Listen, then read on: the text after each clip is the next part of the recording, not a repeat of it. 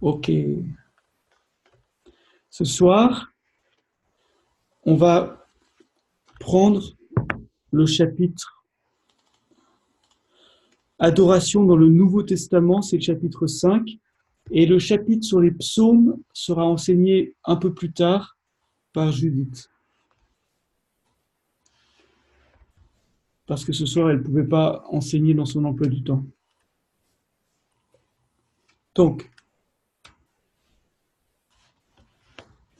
en fait, une des questions qu'on se pose aujourd'hui, c'est que dans nos églises, la manière, quand on se rassemble, la manière d'adorer Dieu, elle est souvent le reflet, l'image de ce qu'on a appris de la génération précédente ou d'une tradition d'église. Vous pouvez être par exemple une église baptiste ou bien une église pentecôtiste ou bien une église anglicane, et selon la tradition de l'église, la manière de faire risque de changer. Maintenant, une des questions qu'on se pose, c'est est-ce qu'on a dans le Nouveau Testament des instructions précises sur la manière d'organiser notre temps de louange, d'adoration, de rassemblement ensemble. Alors on va chercher un peu dans le Nouveau Testament des indices qui peuvent nous permettre d'avoir une meilleure compréhension de ce qui se faisait à l'époque du Nouveau Testament, et à partir de là de voir s'il y a des choses qu'on peut faire nous aujourd'hui qui soient plus bibliques.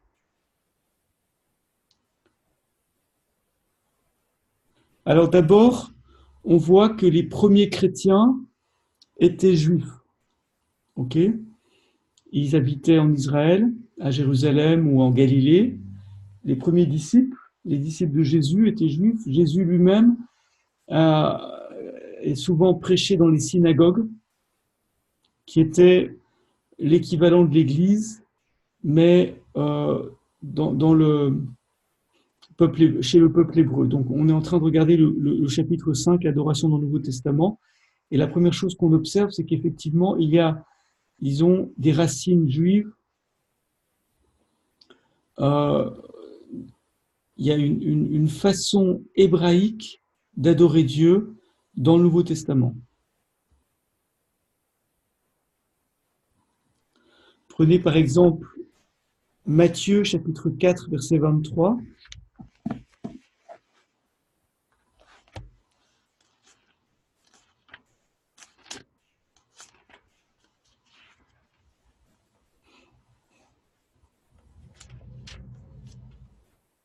Jésus parcourait toute la Galilée, il enseignait dans les synagogues, prêchait la bonne nouvelle du royaume et guérissait toute maladie et toute infirmité parmi le peuple.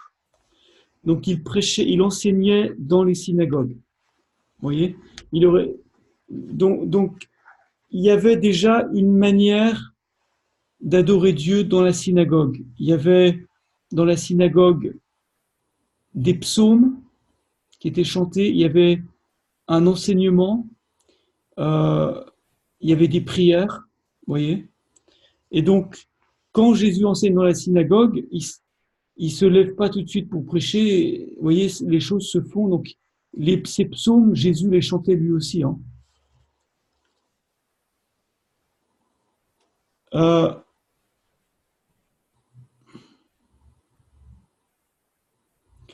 on voit aussi que Jésus lui-même a été présenté par ses parents dans le temple à Jérusalem, comme l'indique l'évangile de Luc. On voit que à la fin de l'évangile de Luc, je vais vous montrer ça, à la fin de l'évangile de Luc,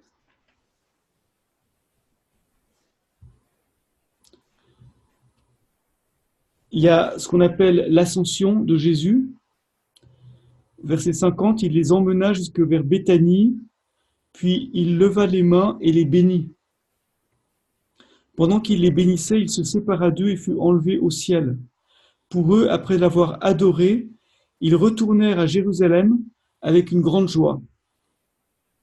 Et ils étaient continuellement dans le temple et bénissaient Dieu. Certains pensent que la chambre haute, dont il est parlé dans les Actes des Apôtres, se trouvait dans le temple.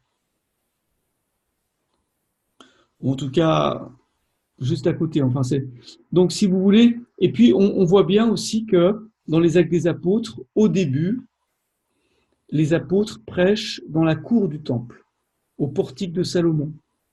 Vous voyez, c'est à la belle porte du temple que Pierre et Jean, quand ils montaient pour aller à la prière, ils guérissent le boiteux. Acte 3, avec moi dans Acte 3.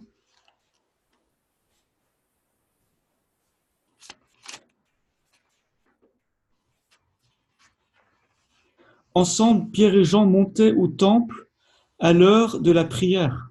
C'était la 9e heure. Dans la tradition juive, il y a 3 moments pour la prière, le matin, vers midi et le soir. Vous voyez? Donc la 9e heure,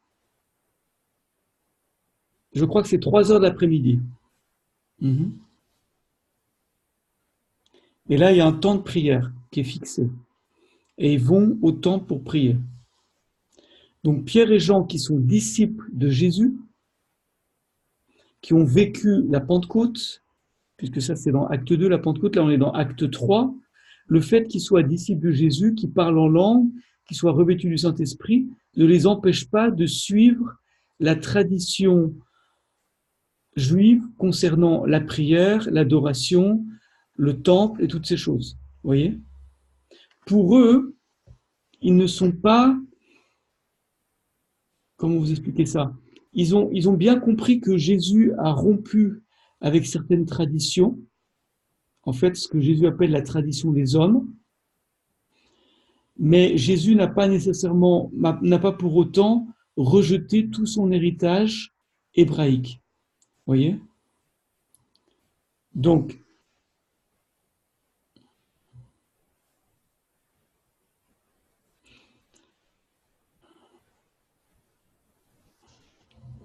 Marc chapitre 7, par exemple. Marc 7. Donc là, on aborde un sujet qui est un tout petit peu, comment vous expliquer ça, un petit peu compliqué, parce que nous, si vous voulez, on est dans notre image intérieure d'église. Dimanche matin, 10 heures, culte, cantique, vous voyez, prédicateur, etc. Hein, on n'est pas dans le temple, on n'est pas dans la synagogue, on n'est pas au 1er siècle, on n'est pas du temps de Jésus et les apôtres. En 2000 ans, il y a beaucoup de choses qui se sont passées. Hein. Et même les missionnaires ensuite qui arrivent dans certains pays, ils rapportent dans ces pays leurs traditions religieuses à eux. Et il y a certains domaines comme celui qu'on enseigne maintenant, où on ne va pas creuser dans la Bible pour savoir comment faire, on va juste imiter ce que nos pères nous ont appris, point barre. Mais je ne dis pas que ce que nos pères nous ont appris n'est pas bon, hein. Mais je dis simplement que c'est intéressant de voir que dans le Nouveau Testament, les choses ne se passent pas vraiment comme elles se passent aujourd'hui. Il y a quand même des différences. On verra après qu'est-ce qu'il faut faire à ce sujet. À Marc chapitre 7, verset 9, Jésus dit « Vous abandonnez le commandement de Dieu et vous tenez à la tradition des hommes. Vous rejetez bel et bien le commandement de Dieu pour garder votre tradition. » Donc, je ne vais pas commenter là-dessus pourquoi est-ce que Jésus dit ça à ce moment-là, mais si vous voulez, vous avez la loi de Moïse, et puis ensuite, il y a eu beaucoup de commentaires juifs qu'on a appelé la Mishnah, M-I-S-H-N-A, Mishnah, et puis ensuite le Talmud, T-A-L-M-U-D, la Mishnah et le Talmud, qui sont des commentaires de Moïse. Vous voyez? Et dans tous ces commentaires, c'est ce qu'on appelle la tradition rabbinique, du mot rabbin, la tradition rabbinique. Cette tradition rabbinique, elle commence vraiment à partir d'Esdras, le scribe, mais pour les rabbins, pour les juifs, cette tradition, elle commence dès la descente de Moïse du Sinaï, parce que si vous voulez, il n'a pas seulement apporté la loi écrite, il a apporté ce qu'ils appellent une loi orale, qui accompagne la loi écrite. Mais ça, on n'a pas vraiment la preuve qu'il y a une loi orale, mais c'est sûr que Moïse devait expliquer les choses dans le détail, et que petit à petit, ces commentaires, ces explications, et surtout cette manière de vivre la loi de Dieu, elle s'est transmise, et qu'à partir de Esdras le scribe, cette interprétation de la loi, cette compréhension de la loi, cette manière de la mettre en pratique, eh bien, elle a été comme institutionnalisée, écrite dans des commentaires, donc la Mishnah, euh, etc., le Talmud, qui se sont écrits au cours des siècles. Vous voyez? Et Jésus, il voit toutes ces traditions d'hommes, ok? Et il dépoussière, il enlève toutes ces traditions-là et il dit, on va revenir à la parole de Dieu. On va revenir à l'essentiel. Tu aimeras ton prochain comme toi-même, tu aimeras Dieu de tout ton cœur. C'est les deux commandements les plus importants. Vous voyez? De cela dépend toute la loi. Donc Jésus revient à l'essentiel. Et puis surtout, quand la tradition rabbinique, avec le temps, avait presque négligé des commandements importants pour amener des pensées humaines, c'est là que Jésus fait la distinction. Vous voyez? Mais, donc, il y a une tradition humaine que Jésus condamne, mais pour autant, il y a des traditions que Jésus ne condamne pas. Si Jésus avait condamné la manière de faire de la synagogue, il ne serait même pas entré dans une synagogue. Et Jésus n'a pas de peine à enseigner dans une synagogue, il n'a pas de difficulté à guérir un malade dans une synagogue. Les disciples n'ont pas de difficulté à prêcher dans la cour du temple. Vous voyez? Pourquoi? Parce qu'ils sont juifs, c'est leur contexte à eux. Hein? Donc c'est normal pour eux. Alors, on va continuer notre enquête.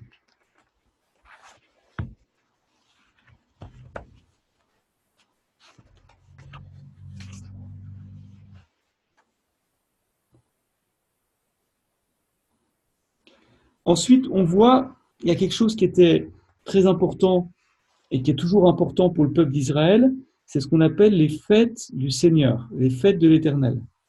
La Pentecôte, la Pâque, ou la fête des pains sans levain, la fête des tabernacles, qu'on appelle aussi la fête des huttes, la fête du Yom Kippour, ou du Grand Pardon, le jour des expiations, la fête des trompettes, enfin toutes ces fêtes-là, enfin la fête des trompettes, c'est vraiment un jour où on sonne la trompette, il n'y a pas vraiment de fête associée, mais surtout la Pâque et la fête des tabernacles, c'était les deux grandes fêtes. La Pâque, c'était au printemps, la fête des tabernacles, c'était à l'automne.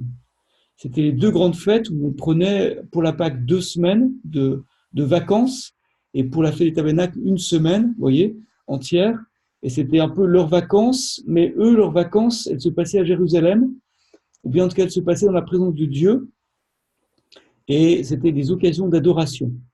Et ce qui est intéressant, c'est que Jean, l'apôtre Jean, quand il écrit son évangile, il construit son évangile autour des fêtes d'Israël, que Israël, qu'on appelle les fêtes du Seigneur, mais qui sont indiquées dans la loi de Moïse, mais qui sont reprises ici dans le Nouveau Testament.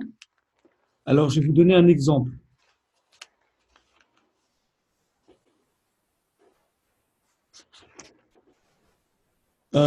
Dans l'évangile de Jean,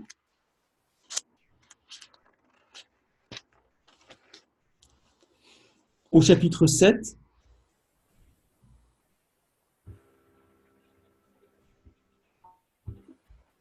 Jean chapitre 7,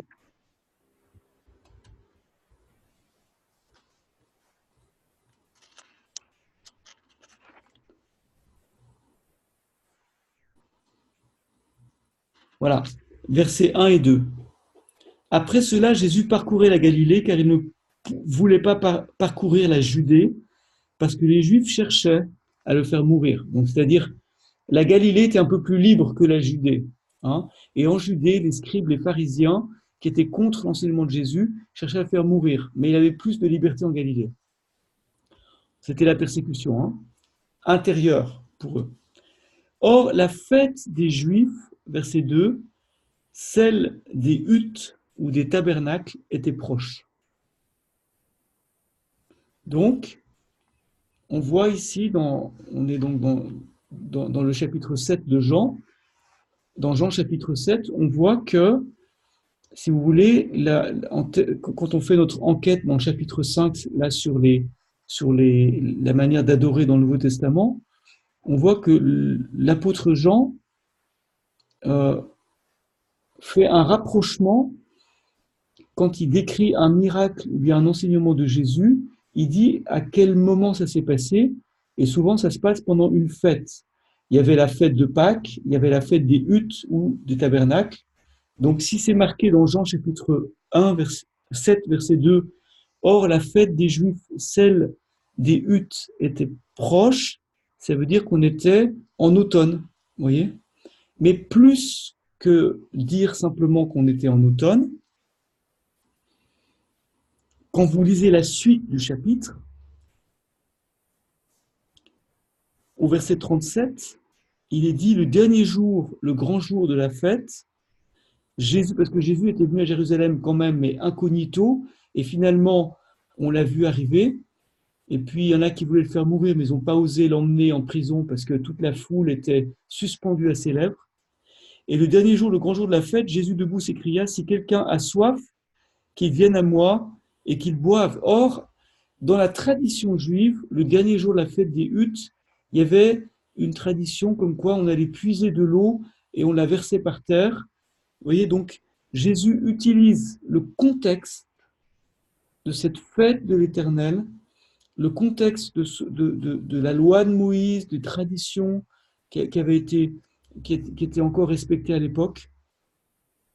Il utilise ce contexte pour montrer qu'en fait, ces traditions, ces fêtes, ces manières de faire qui datent de Moïse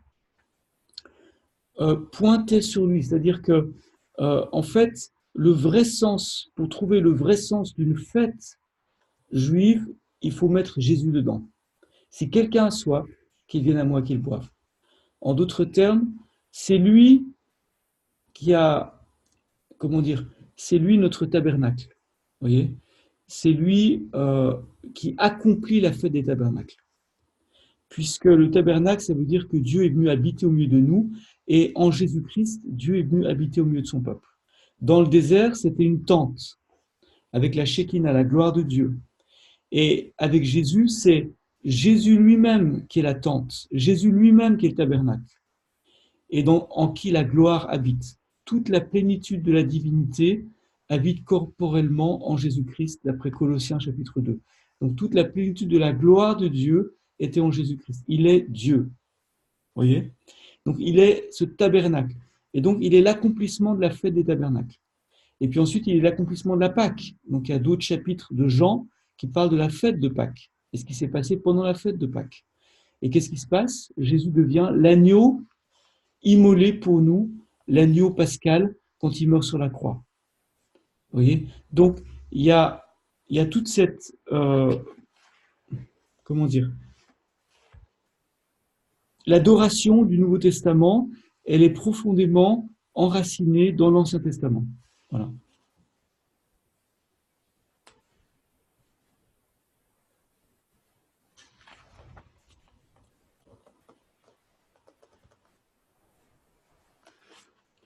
Acte 2 maintenant, versets 42 à 47, on va voir un petit peu plus comment est-ce que la première Église s'est organisée en termes d'adoration. Acte 2.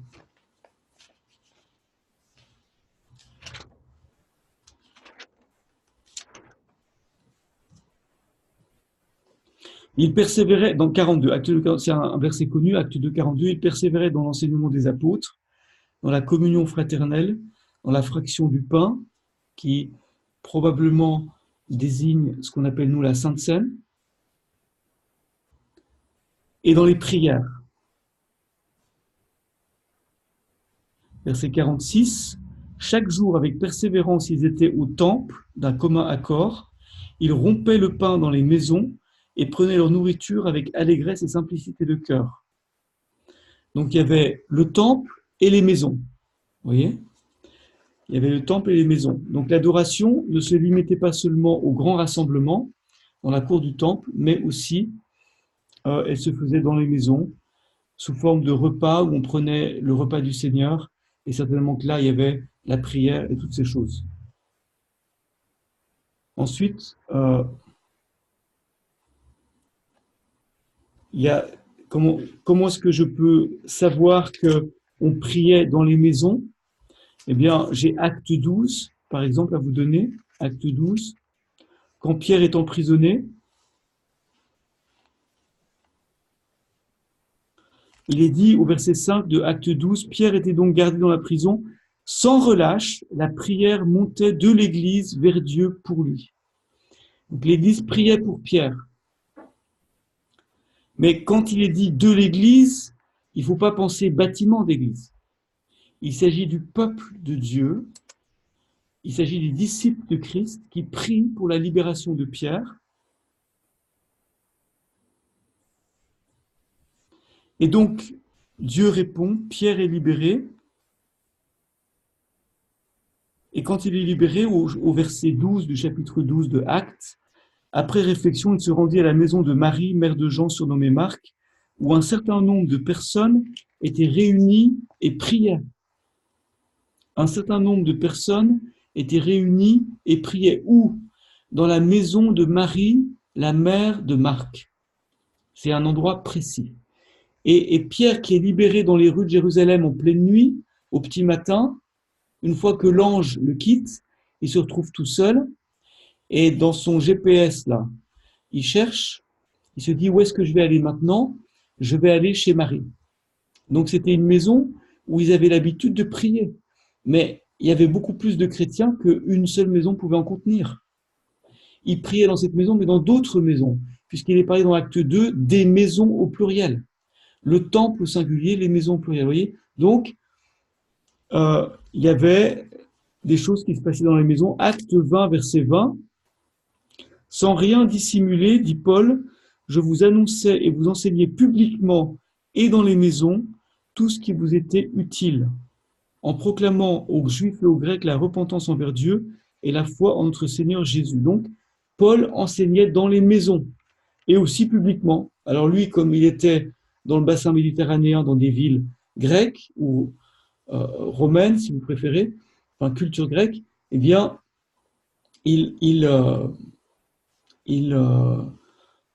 pouvait prêcher sur la place publique. Il y avait des occasions où tout le monde se rassemble, ou bien même dans les synagogues, mais aussi dans les maisons. Il commençait par la synagogue toujours quand il y en avait une du reste.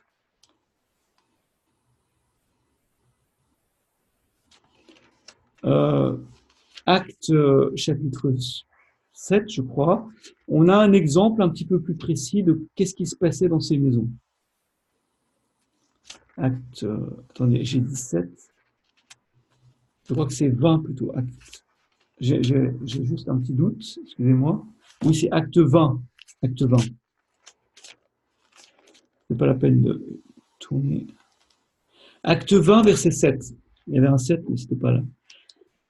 Le premier jour de la semaine, acte 20, verset 7, nous étions assemblés pour rompre le pain. Sous-entendu, prendre la Sainte Seine. Le premier jour de la semaine. Alors, il y a beaucoup de discussions là-dessus, mais le premier jour de la semaine, c'est dimanche, parce que c'était le sabbat, c'est la fin de la semaine. Hein. Donc, Paul, qui devait partir le lendemain, s'entretenait avec les assistants et il prolongea son discours jusqu'à minuit. Il y avait un assez grand nombre de lampes dans la chambre haute où nous étions assemblés. Or, un jeune homme du nom d'Eutychus, assis sur le bord de la fenêtre, fut pris d'un profond sommeil pendant que Paul prolongeait l'entretien. Entraîné par le sommeil, il tomba du 3e étage et fut relevé mort. Mais Paul descendit, se pencha sur lui, le prit dans ses bras et dit qu'il n'y ait pas de trouble parmi vous, car son âme est en lui. Quand il fut remonté, il rompit le pain et mangea, puis il parla encore assez longtemps, jusqu'à l'aube, après quoi il partit. On ramena vivant le jeune homme, et ce fut une grande consolation. Toute la nuit, Paul a enseigné, il a ressuscité un mort en passant, ils ont pris la Sainte Seine. Vous voyez que c'était assez animé, hein.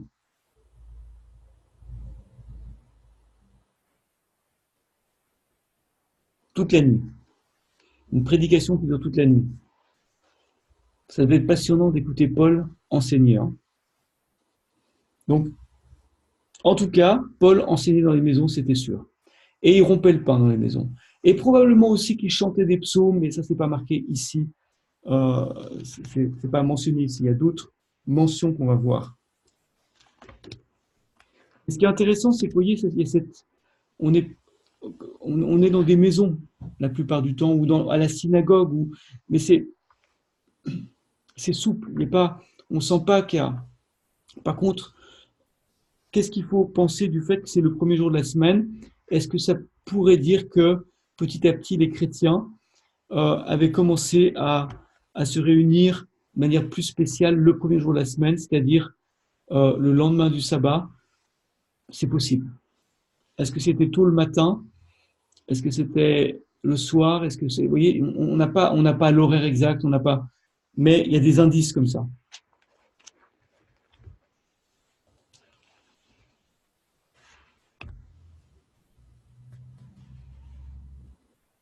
Maintenant, on va parler justement des psaumes. Donc, Éphésiens 5.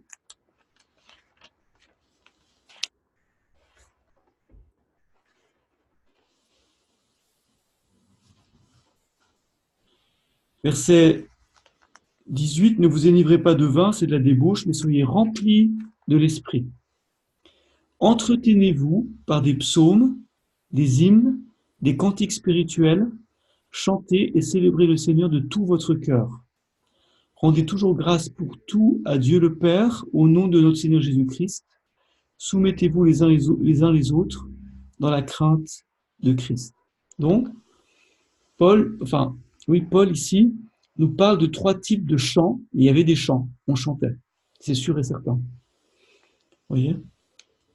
Et puis dans Colossiens 3,16, que la parole du Christ habite en vous avec sa richesse. Instruisez-vous et avertissez-vous réciproquement en toute sagesse par des psaumes, des hymnes, des cantiques spirituels, sous l'inspiration de la grâce, chantez à Dieu de tout votre cœur.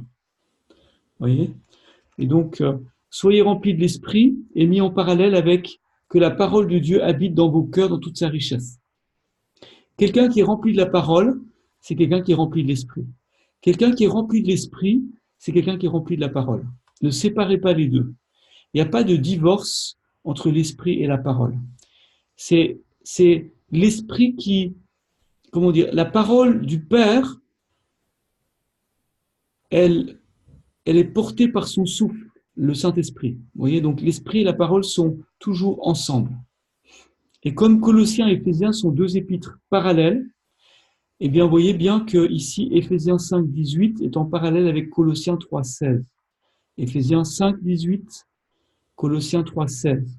OK? Et que quand il est dit dans Éphésiens 5, 18, soyez remplis de l'esprit, dans Colossiens 3, 16, il est dit, soyez remplis de la parole, mais quelque part, c'est la même chose. En tout cas, ça c'est très proche, plus exactement. Hein.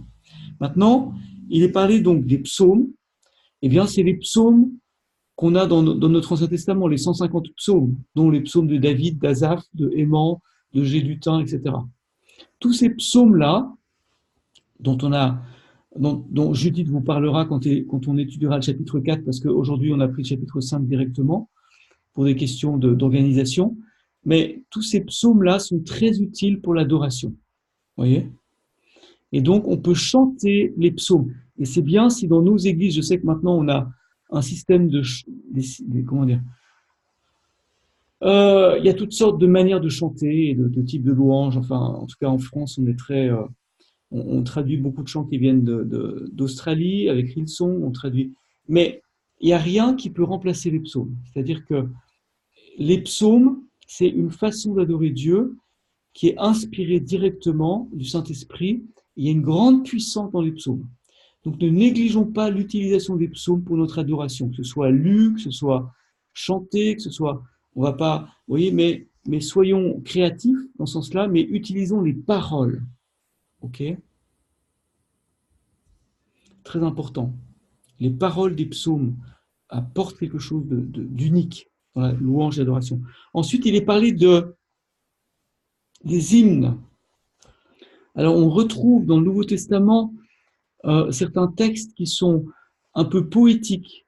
Et on se doute, on pense que Paul, notamment, par exemple dans Philippiens 2, à partir du verset 5, que Paul reprend un hymne qui étaient chantés dans la première église. Ayez en vous les sentiments qui étaient en Jésus-Christ. Voyez?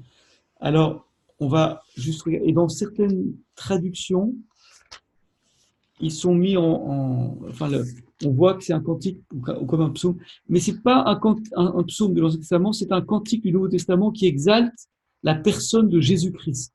Et c'est très important que, en plus des psaumes, nous utilisons des chants, mais des chants qui exaltent Jésus. Vous verrez que quand vous chantez des chants qui exaltent Jésus, l'adoration prend un élan qu'elle n'a pas si ce chant ne parle pas de Jésus. Vous avez des chants aujourd'hui. Alors, attendez. D'abord, Philippiens 2, c'est un exemple. Lui, dont la condition était celle de Dieu, verset 6, il n'a pas estimé comme une proie à arracher d'être égal avec Dieu. Mais il s'est dépouillé lui-même en prenant la condition d'esclave, en devenant semblable aux hommes. Après s'être trouvé dans la situation d'un homme, il s'est humilié lui-même en devenant obéissant jusqu'à la mort sur la croix. C'est pourquoi aussi Dieu l'a souverainement élevé, lui a donné le nom qui est au-dessus de tout nom, afin qu'au nom de Jésus, tout genou fléchisse dans les cieux, sur la terre et sous la terre, et que toute langue confesse que Jésus-Christ est Seigneur, à la gloire de Dieu le Père. Ça, c'est un hymne de l'ancienne Église. Voyez ? Donc, vous pourriez le mettre en musique. D'ailleurs, la dernière partie existe en musique. Jésus-Christ est Seigneur. Il est sorti du tombeau, il est Seigneur. Tout genou fléchira, toute langue confessera que Jésus-Christ est Seigneur. Vous voyez, c'est juste un extrait qui a été mis en cantique. Mais il y a la puissance parce que ça exalte Jésus. Ok ? Et il y aura encore plus de puissance si on prenait tout le texte et qu'on arrivait à le mettre, enfin, ça devrait être possible, en musique. C'est des paroles qui sont profondes, qui montrent la souffrance de Christ, sa descente du ciel, sa souffrance son obéissance sur la terre, sa souffrance sur la croix, et puis ensuite le fait que Dieu l'a ressuscité et l'a fait de nouveau monter au ciel, l'a fait asseoir à sa droite pour qu'il reçoive le nom qui est au-dessus de tout nom, et que toutes les nations le louent et l'adorent. Vous voyez qu'en un seul cantique, on a tout le parcours de Jésus-Christ, du ciel à la terre et de la terre jusqu'au ciel, et c'est un petit peu repris dans le chant de Hillsong, de la terre au ciel justement, mais pas avec autant de puissance que ces paroles, si vous préférez. Donc, des hymnes du Nouveau Testament qui exaltent Jésus. Troisièmement, des cantiques spirituels. Alors, on pense qu'il s'agissait peut-être de cantiques spontanés, inspirés par le Saint-Esprit, soit en langue, soit... Bonsoir Judith, bienvenue. Bonsoir, tu m'entends là? Oui, je t'entends. Ok, je suis à l'hôtel, je viens de finir mon boulot et ma collègue m'a dit vas-y, fais ta conf call, donc voilà. Okay. Donc on est dans Éphésiens 5, 18. Merci. Donc, les cantiques spirituels, c'est, ça peut être des chants spontanés, soit en français, soit en langue, mais des courtes louanges ou des chants qui sont inspirés sur le moment, si vous préférez. Vous voyez ? Ça peut être ça, entre autres. Mais on n'est pas absolument certain de savoir comment c'était vécu dans la première église, mais quand on est inspiré par le Saint-Esprit, qu'on a la Saint-Esprit qui nous aide à adorer, je pense qu'on retrouve donc ces trois éléments importants, les psaumes de l'Ancien Testament, les cantiques spirituels, les hymnes qui glorifient Jésus comme Philippiens 2, 6 à 11, ou bien d'autres que je n'ai pas mentionnés, vous en avez un dans Timothée, et puis finalement les cantiques spirituels. Et donc ça construit une atmosphère de louange d'adoration, et puis parce que si vous voulez, l'atmosphère de louange d'adoration n'est pas seulement liée à la musique, mais elle est aussi liée aux paroles qui sont proclamées. Et parfois, nos prières, si elles suivent seulement nos émotions ou nos pensées, elles vont être un peu au ras des pâquerettes. Elles vont pas monter très haut, vous voyez, parce qu'elles sont un peu, on répète toujours un peu les mêmes choses. Mais quand quand il y a ces chants qui sont là, il y a une inspiration dans ces psaumes, il y a une inspiration dans ces hymnes, il y a une inspiration qui exalte Jésus, il y a une inspiration dans les... Et donc, ça nous porte dans notre prière, notre adoration. Ok ? Et aussi, parce que c'est musical, on s'en souvient plus facilement. C'est pour ça qu'il y a le mot psalmodier. Parce que les psaumes étaient chantés. Les psaumes étaient comment dire, psalmodier en l'occurrence, c'est pas comme nos chants d'aujourd'hui, c'était un type de musique différent, mais il y avait quelque chose il y a quelque chose dans la psalmodie qui permet de mémoriser. Et on dit que le chant, c'est une porte de l'âme. Donc, si vous voulez, ça pénètre en nous de manière plus profonde quand c'est musical, quand c'est, et je sais pas, je sais pas si vous vous rappelez comme moi quand on était à l'école, quand on apprenait les poésies de La Fontaine, Le Corbeau et le Renard. Et on se moquait un peu des enfants qui ânonnaient, c'est-à-dire que quand ils récitaient le corbeau et le renard, la la la la la la la la la la la la la la. En fait, naturellement, quand l'enfant apprend les choses par cœur, il a tendance à chantonner comme ça, vous voyez, parce que ça permet de mémoriser. Et en fait, c'est pas si mal de annonner. En fait, c'est pas si âne que ça.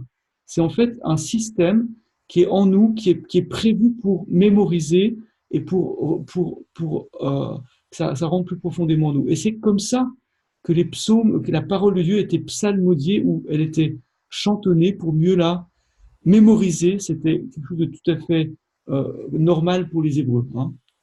Ok.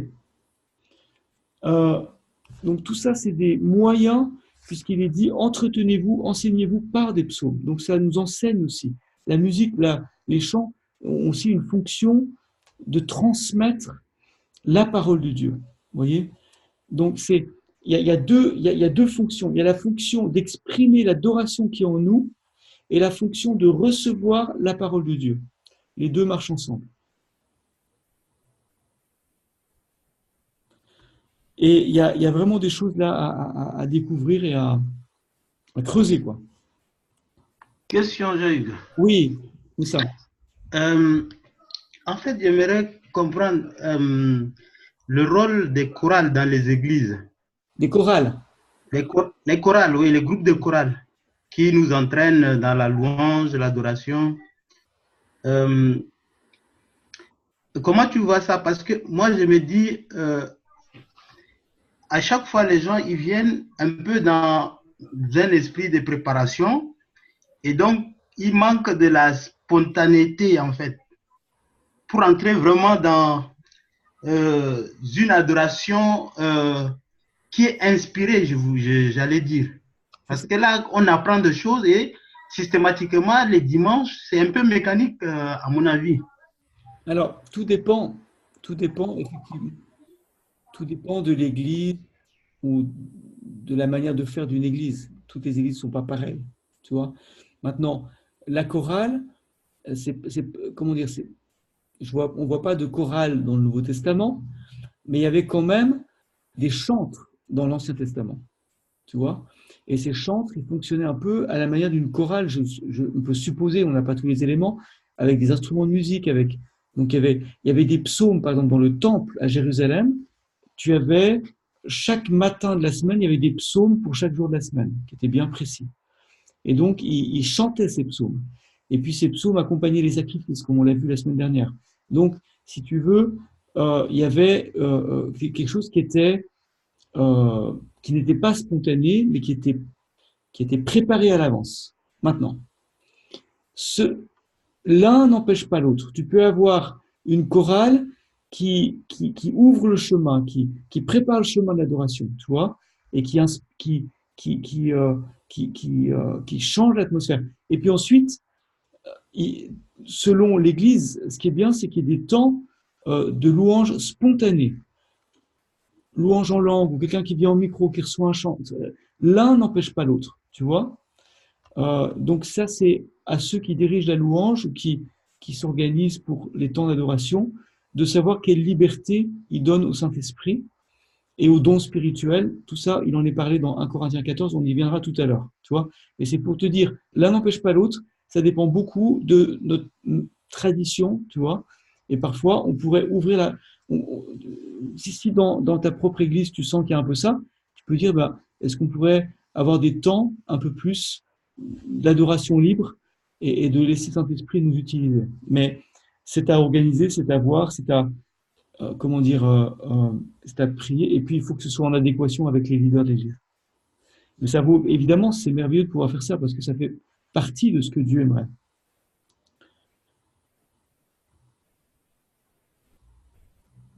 Le chant est donc utilisé dans l'Église, 1 Corinthiens 14, 26.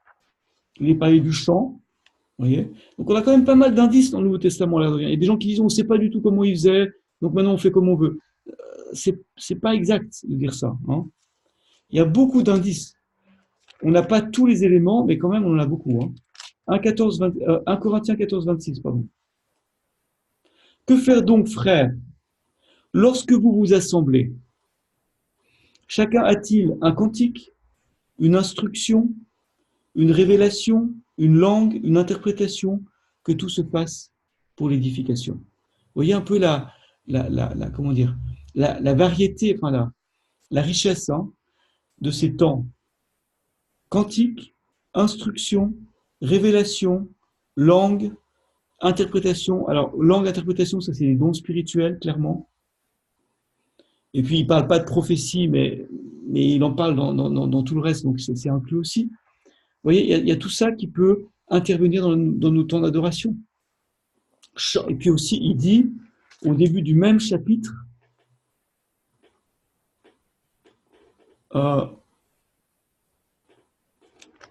attendez voir.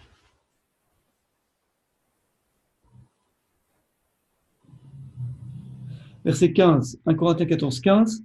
Que faire donc? Je prierai par l'esprit, mais je prierai aussi avec l'intelligence. Je chanterai par l'esprit, mais je chanterai aussi avec l'intelligence. Donc on peut prier par l'esprit, prier avec intelligence. Prier par l'esprit, c'est prier en langue, dans le contexte. Chanter par l'esprit, donc on peut chanter en langue. Vous voyez? Certains pensent que les chants grégoriens, ce qu'on appelle les chants grégoriens dans l'Église catholique, ce serait une réminiscence de chants en langue. Vous voyez? Parce que ça ressemble au chant en langue, quelque part, le style. Mais, bon, je n'ai pas plus d'éléments là-dessus, mais il y a des études qui ont été faites là-dessus qui sont assez sérieuses. Donc, le chant en langue peut faire partie de nos temps de louange et d'adoration.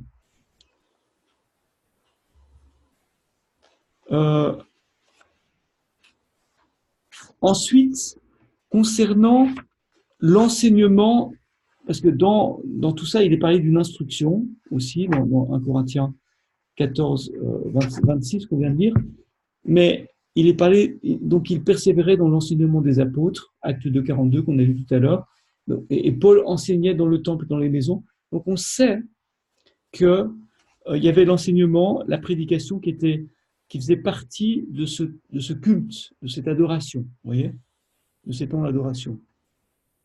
Et il y a quelque chose que nous n'avons plus tellement aujourd'hui, parce qu'on fait partie d'une époque où les gens savent tous lire et ont tous une Bible, enfin, en tout cas accès à une Bible. Alors, on va lire, mais il y avait quelque chose qui était fait à l'époque et qu'on pourrait reprendre, je vais vous expliquer pourquoi ça pourrait être intéressant. 1 Timothée 4, 13.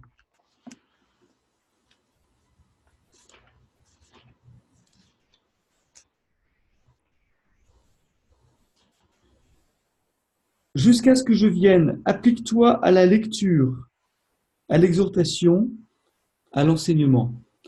Moi, quand je lisais ça autrefois, je pensais applique-toi à la lecture, sous-entendu de la Bible, sous-entendu, quand tu es chez toi tout seul, tu ouvres ta Bible et tu lis ta Bible.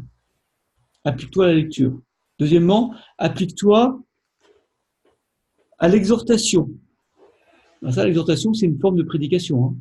Et troisièmement, applique-toi à l'enseignement. C'est aussi une forme de prédication différente de l'exhortation.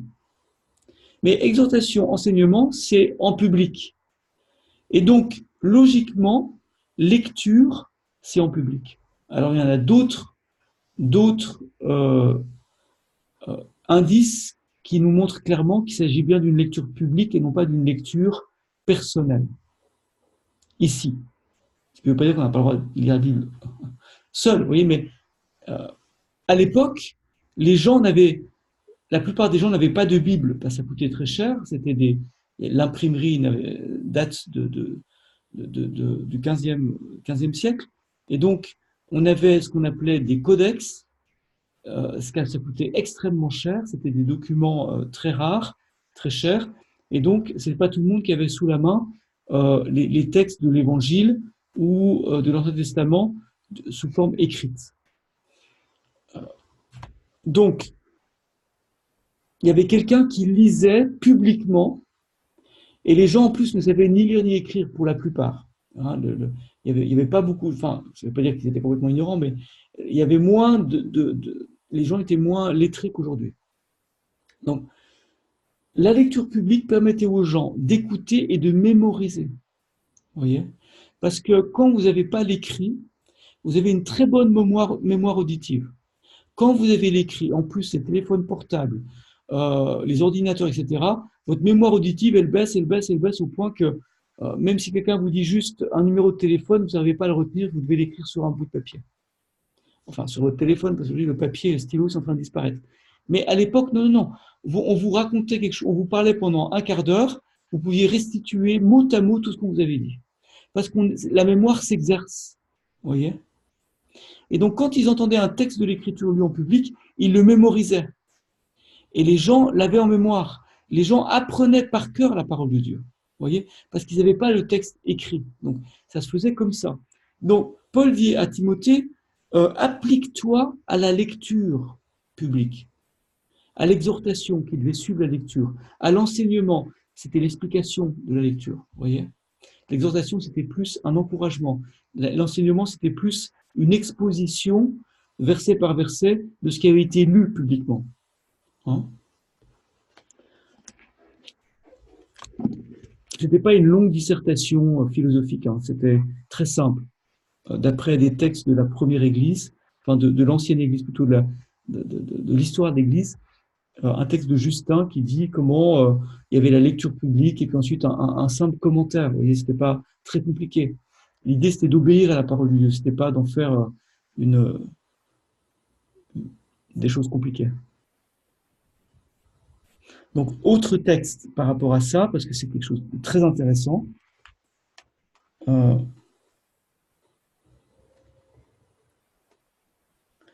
1 Thessaloniciens 5, 27. 1 Thessaloniciens 5, 27.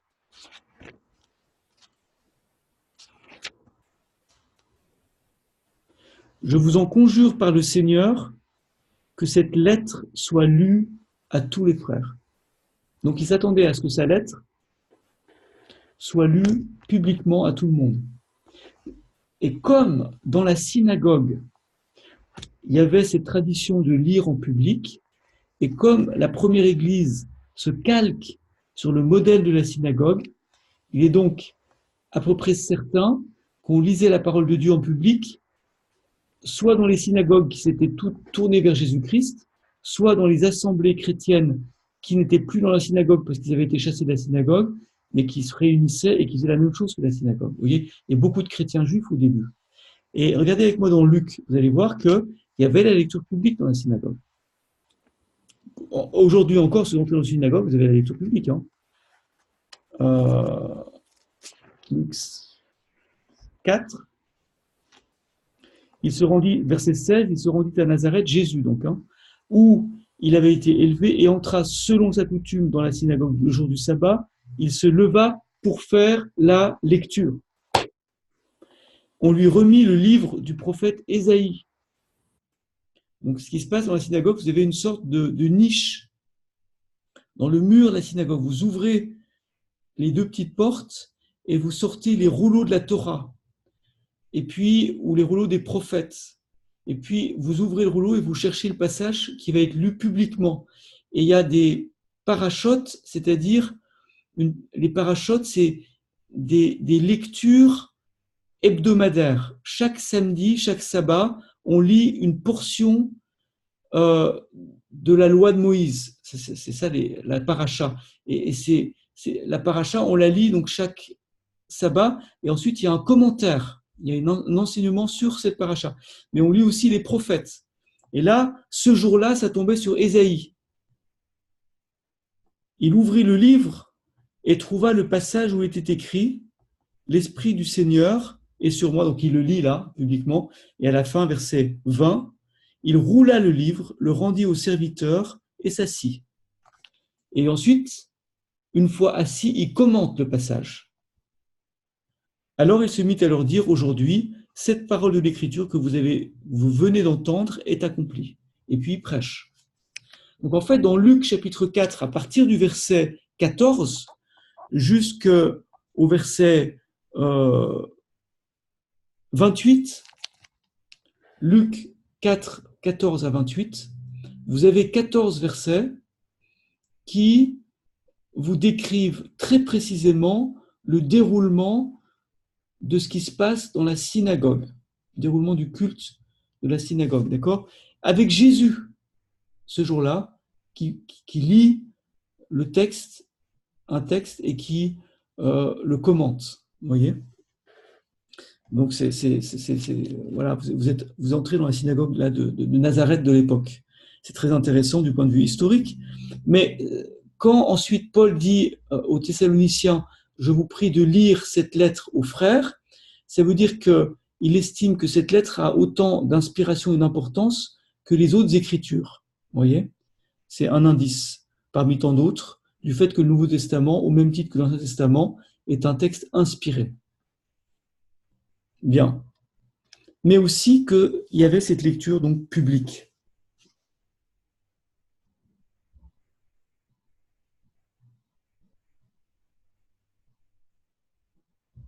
Ouais.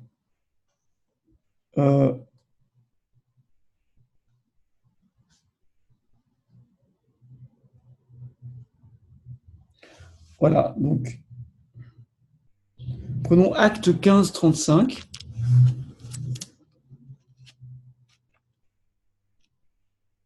Bon, je ne vais pas non plus trop insister là-dessus. Après, il y a aussi des cours de confession de foi, mais ça c'est un peu moins établi. Paul et Barnabas séjournèrent à Antioche, enseignant et annonçant avec beaucoup d'autres la bonne nouvelle de la parole du Seigneur. Donc il y avait des multiples exemples d'enseignement d'une assemblée. D'accord ? Voilà. Maintenant, ce qu'on va voir, il y avait les prières. Bon. Alors, on a, vous voyez, le lien avec la synagogue est très clair dans la mesure où Paul utilise, et le Nouveau Testament utilise des mots qui étaient utilisés dans la prière comme Maranatha, qui veut dire le Seigneur vient, ou bien Amen, qui veut dire certainement, c'est sûr, hein, ou bien Abba pour Père, ou bien Alléluia, tout simplement. Tous ces mots sont hébreux, enfin araméens, et ils faisaient partie du culte de la synagogue, vous voyez, et ils ont été, ils font partie du culte de l'Église, vous voyez, il n'y a pas de... C'est vrai que, si vous voulez, une des grandes difficultés pour savoir exactement comment ça s'est passé dans l'histoire de l'Église au tout début, c'est on est bien conscient qu'il y a des religieux juifs qui ont persécuté Paul et la première Église parce qu'ils étaient furieux de ce qu'on annonce Jésus-Christ comme le Fils de Dieu et comme Dieu. Donc, il y avait une division là, et il y a eu un rejet, si vous voulez, petit à petit, même si beaucoup de Juifs se sont convertis à Jésus-Christ, enfin, ont reconnu Jésus-Christ comme leur Messie, néanmoins, les religieux, enfin, là, il y avait une base de dirigeants religieux qui n'étaient pas du tout d'accord. Et donc, ça a créé petit à petit une séparation. Et la séparation a été vraiment actée, si vous voulez, au moment de la destruction du temple de Jérusalem. Les scribes et les pharisiens se sont réfugiés à Yavne, qui est devenue une école talmudique et une sorte enfin, c'est là qu'ils ont préservé le judaïsme. Et puis les chrétiens, avec toute leur juifs, hein, avec leur tradition de synagogue, tout ça, eh bien, donc petit à petit, il y a une sorte de séparation, mais une séparation entre ceux qui étaient pour et ceux qui étaient contre, mais pas nécessairement une séparation d'avec la manière de faire. Vous suivez ? Et donc, c'est que très lentement qu'on s'est éloigné de la manière hébraïque d'adorer Dieu. Et cette rupture s'est faite plus tard, quand Rome, au moment de Constantin et surtout de Théodose, un de ses successeurs, quand Rome donc l'Empire romain est devenu chrétien, et l'Église s'est romanisée dans le sens que l'empereur, surtout Théodose, mais déjà un peu Constantin, ces empereurs qui étaient chrétiens, ont cherché à En fait, c'est un petit peu comme s'il disait à l'église, mais vous êtes beaucoup, vous réunissez dans des maisons, euh, vous êtes, comment dire, vous ne représentez pas la grandeur de Rome. Vous êtes trop simple, trop humble, trop, comment dire, on dit en anglais casual, enfin trop simple. Et nous, on aimerait apporter à votre religion le faste de la cour romaine. Et donc, vous avez par exemple les basiliques qui ont été construites sur le modèle de Rome, vous voyez, le modèle de la cour impériale.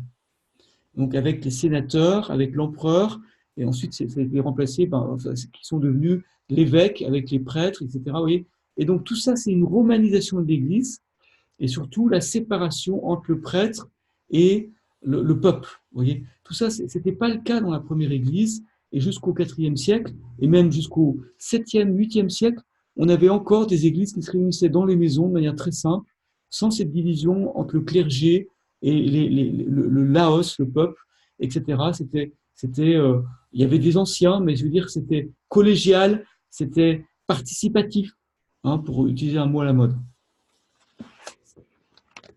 Donc, c'est juste pour vous expliquer que on a, nous, un style aujourd'hui qui est beaucoup plus depuis l'estrade, vous voyez, avec le peuple qui est assis. Et puis, mais à l'époque, c'était dans les maisons.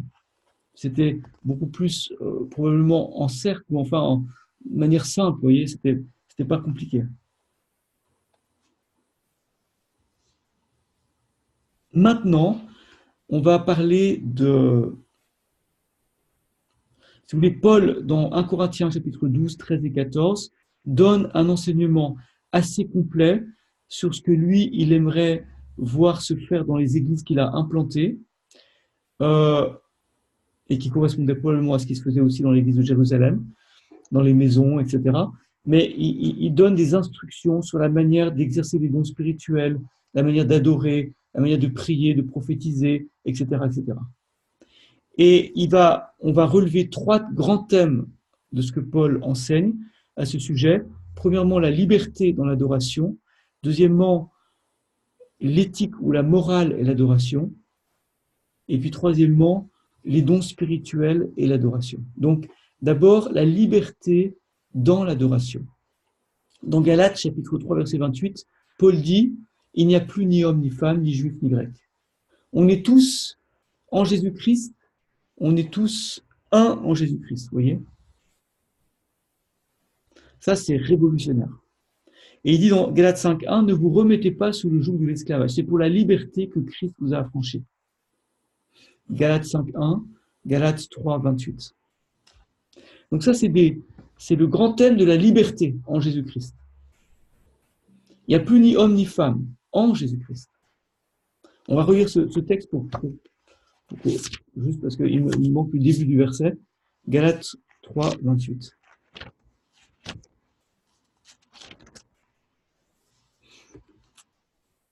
Il n'y a plus ni juif ni grec.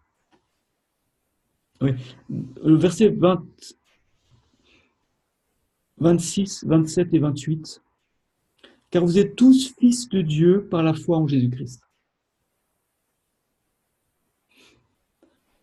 Vous tous qui avez été baptisés en Christ, vous avez revêtu Christ. Et c'est clair que là, il y a des hommes, des femmes, des serviteurs, des servants, tout le monde. Il n'y a plus ni juif, ni grec, il n'y a plus ni esclave, ni libre, il n'y a plus ni homme, ni femme, car vous tous, vous êtes un en Jésus-Christ. Donc, on est fils de Dieu en Jésus-Christ, on est un en Jésus-Christ, il n'y a plus ni homme, ni femme, on est une nouvelle créature. Et cette nouvelle créature-là, elle hérite de Dieu par Jésus-Christ, elle hérite de la bénédiction d'Abraham, mais c'est une nouvelle créature en Jésus-Christ. Ok ? Maintenant, ça veut dire qu'une femme, par exemple, parce qu'à l'époque, il y avait quand même une grande différence entre les hommes et les femmes du point de vue social, eh bien, comparé à ce qu'on a en Occident aujourd'hui, ben, une femme pouvait prophétiser. Regardez avec moi dans 1 Corinthiens 11. 1 Corinthiens 11.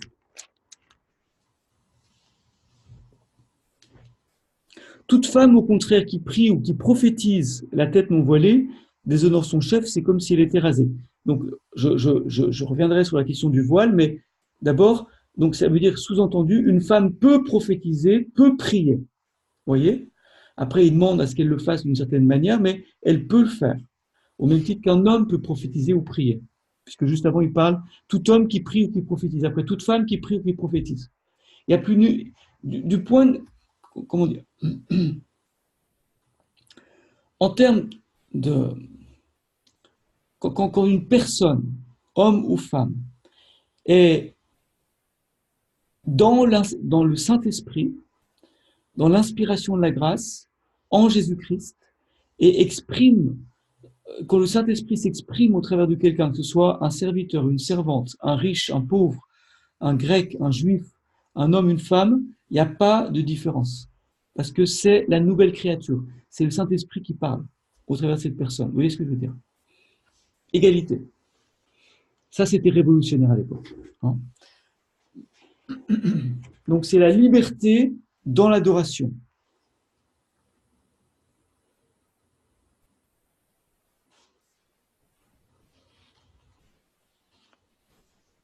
Alors, maintenant, on va lire 1 Corinthiens 11, à partir du verset 2. Je vous loue de ce que vous vous souvenez de moi à tous égards et de ce que vous retenez mes instructions telles que je vous les ai transmises. On pourrait même traduire « je vous retenez mes traditions ». C'est vraiment des choses qui sont données par Paul, et Paul est très précis, il est rabbin de formation, et pour lui, si vous voulez, comme pour tout rabbin, la loi de Moïse a été transmise de génération en génération. Il y a un souci de transmettre avec exactitude l'enseignement de la parole de Dieu. Voyez ? Et on retrouve ce souci dans 1 Corinthiens 15, par exemple, quand il est dit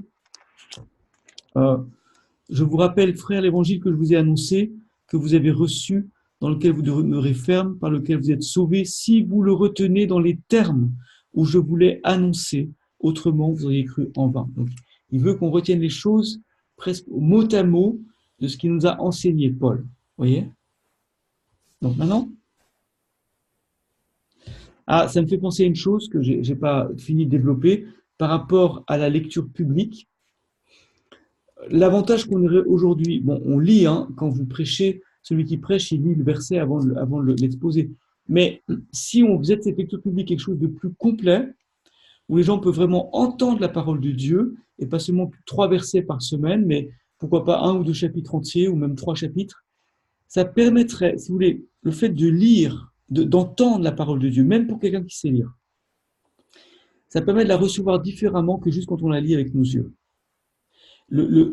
Alors, je ne vais pas rentrer, je ne suis pas un neuropsychologue, hein, mais le fait est que quand vous entendez, c'est pas pareil que seulement quand vous lisez. Vous voyez, le phénomène est différent. Et nous, avec ma femme, on avait suivi l'été dernier une formation qui s'appelait l'oralité, donc dans un contexte chrétien, et on avait fait des groupes où on écoutait un texte biblique et on l'apprenait par cœur. Et puis ensuite, une fois qu'on l'avait écouté plusieurs fois, appris par cœur, restitué en le disant nous-mêmes, dans le mot à mot, vous voyez, on le savait par cœur. Parfois, on le chantait, on avait toutes sortes de techniques pour l'apprendre par cœur, le réécouter, etc. Mais une fois qu'on le savait, après, on l'étudiait ensemble. Eh bien, je peux vous dire que quand vous avez appris par cœur un texte biblique et qu'ensuite vous l'étudiez, vous le comprenez différemment que si vous l'avez seulement lu. Parce qu'en fait, on s'est aperçu que quand on lit un texte, juste avec nos yeux, on est sélectif. Il y a des choses qu'on met de côté. Vous voyez ? On ne retient pas tout. Mais quand on écoute, et qu'on écoute encore, et qu'on écoute encore, et ensuite quand on le dit avec nos lèvres, on va retenir beaucoup plus de choses. Vous voyez ? Et on va le retenir d'une manière beaucoup plus proche de notre cœur. La parole est près de toi. Regardez, dans Romains 10, je crois que c'est marqué ça. Donc, d'où l'importance de la lecture publique. C'est juste ça que je voulais vous dire. Dans ta bouche et dans ton cœur. Voilà. La parole est près de toi, dans ta bouche et dans ton cœur, Romains 10. Donc, ça veut dire, que c'est important que la parole soit aussi dans notre bouche, ça passe par l'oreille, que ce soit oral, vous voyez, et pas seulement bloqué là-haut. Hein.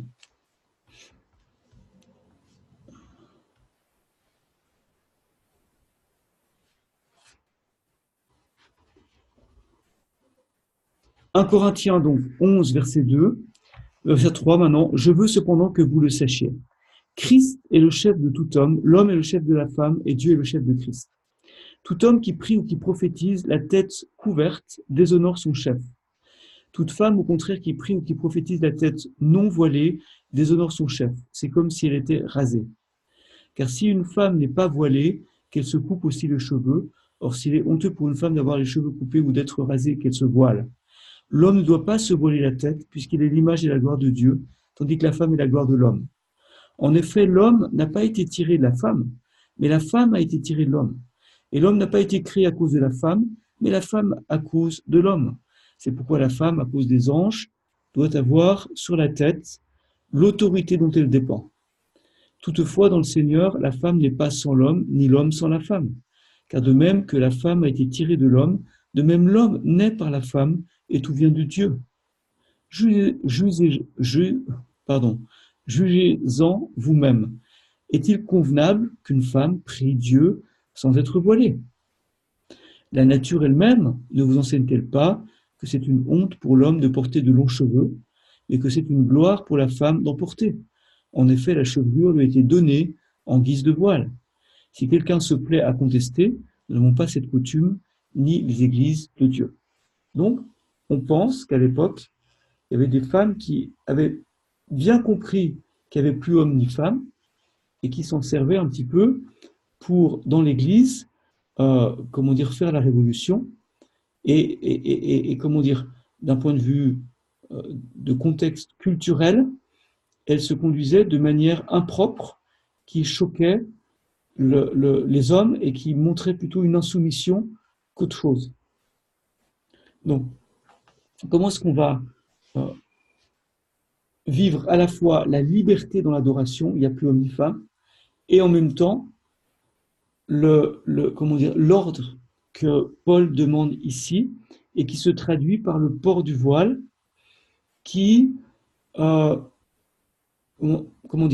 que certains interprètent comme une obligation jusqu'à aujourd'hui, que d'autres interprètent comme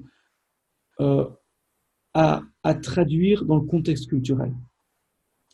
Vous voyez, si aujourd'hui, en tout cas en France, une femme porte le voile, mais qu'en même temps, sa manière de s'habiller est choquante, eh bien, c'est pas cohérent. Vous voyez, je veux dire, c'est pas cohérent. Par contre, la manière de s'habiller de quelqu'un, et c'est aussi valable pour les hommes, entre parenthèses, la manière de s'habiller de quelqu'un, ça démontre quelque chose. C'est un message, vous voyez. Et donc, il y a une façon, et Pierre ne parle pas du voile, mais il parle dans le chapitre 3 de sa première épître, il dit à la femme qu'elle s'habille de manière modeste, sans les tresses, les trucs, enfin, parce que les femmes de l'époque romaine, elles avaient des espèces de coiffures absolument extraordinaires, et toutes sortes de bijoux, etc., pour se montrer, vous voyez. Donc, il dit, n'allez pas dans ce sens-là, ok? Cherchez plutôt une forme de modestie et de grâce en prenant donc l'exemple de la femme d'Abraham, etc. Donc, si vous voulez, l'idée générale, c'est ce respect. L'idée générale, c'est cette modestie, c'est cette humilité, vous voyez. Et donc, le fait qu'on soit un en Jésus-Christ et qu'on ait, comment dirais-je, qu'on puisse tous prophétiser, enfin, qu'il n'y ait plus ni homme ni femme, n'empêche pas qu'on est encore sur la terre, et que sur la terre, il y a encore, enfin, il y a des rôles différents entre l'homme et la femme, du point de vue terrestre, et donc, on ne va pas profiter de notre position en Jésus-Christ pour détruire le respect et semer la pagaille sur le plan terrestre des relations terrestres. C'est un peu ça la pensée de Paul, si vous voulez. Alors après, à chaque église revient la responsabilité d'appliquer le principe que Paul enseigne ici de manière qu'il soit contextualisé sans pour autant trahir la pensée de Paul. Voyez, la pensée du Seigneur au travers de Paul. Donc, je ne vais pas rentrer dans le débat, est-ce qu'il faut porter le voile ou pas. Je vais juste dire ça comme ça. Voyez.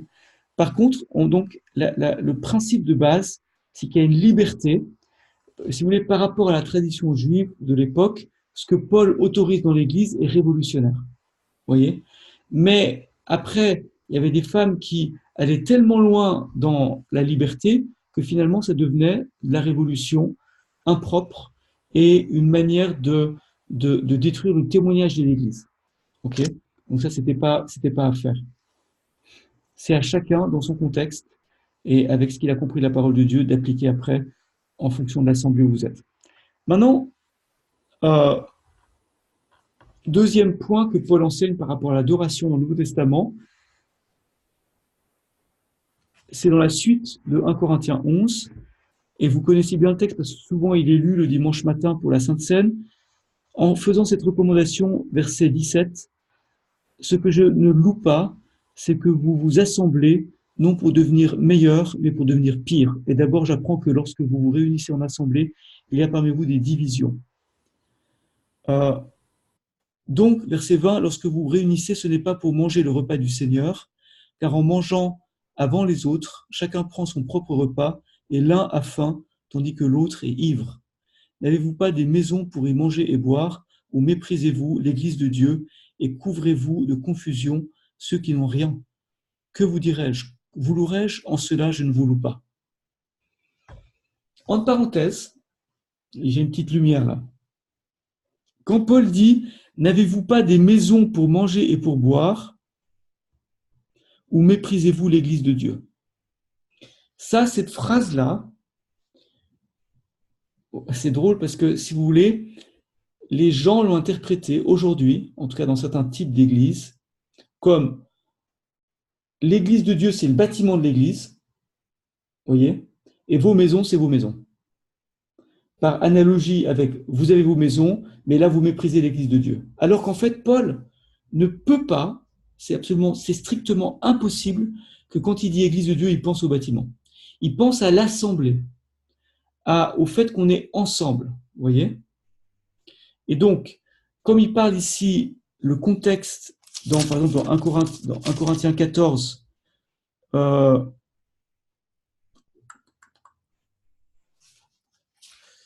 Corinthiens 14, verset 26, que faire donc, frère, lorsque vous vous assemblez? Donc c'est ça l'Église de Dieu, lorsque vous vous assemblez, ok? Donc, ce que Paul pointe du doigt ici, c'est pas le fait, attention, dans vos maisons, vous n'avez pas le droit de prier, vous n'avez pas le droit de prophétiser, vous n'avez pas le droit de prendre la Sainte Seine. Non, c'est pas ça le problème de Paul. Le problème de Paul, c'est que quand ils s'assemblaient pour prendre le repas du Seigneur, et peut-être c'était dans une grande maison, en parenthèse, et quand ils s'assemblaient de cette manière, eh bien, chacun amenait son repas, et puis c'était des sortes d'agapes, des repas de l'Église, mais il y en avait qui n'avaient rien à manger, et on ne partageait pas. Il n'y avait pas de partage.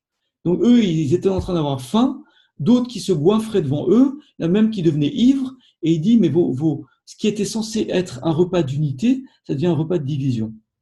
Donc ce que Paul pointe du doigt, c'est l'esprit de division, c'est l'esprit d'égoïsme, d'égocentrisme, c'est ça qu'il pointe du doigt. Okay. Paul, c'est pas son problème que ce soit dans une maison ou pas dans une maison. Quand il dit, vous avez vos maisons pour manger, pour boire, c'est ce qu'il veut dire par là, c'est que en tant que famille, les parents, les enfants avec les cousins, et enfin votre unité familiale, si vous voulez faire un bon repas, mais ne le faites pas pour faire honte à ceux qui n'ont rien. Parce qu'en faisant ça, vous détruisez la communion du corps de Christ. Et vous attirez sur vous un jugement de Dieu. C'est dans ce sens-là que Paul dit, vous avez vos maisons. Ce n'est pas dans le sens qu'on n'a pas le droit de faire l'assemblée dans la maison. Donc je voulais juste rétablir ça, parce que souvent ce texte a été utilisé à mauvais escient. Hein. Maintenant, donc, Paul, ce qu'il nous dit ici, c'est que ça n'a, si vous voulez, il y a la relation verticale avec Dieu et la relation horizontale les uns avec les autres. Si maintenant, dans ma relation verticale, je suis très spirituel, mais que dans ma relation horizontale, il y a de la division, il y a un manque de pardon, il y a de l'orgueil, il y a de l'égocentrisme, alors ça disqualifie ma relation verticale. On ne peut pas dire qu'on aime Dieu si on n'aime pas son prochain.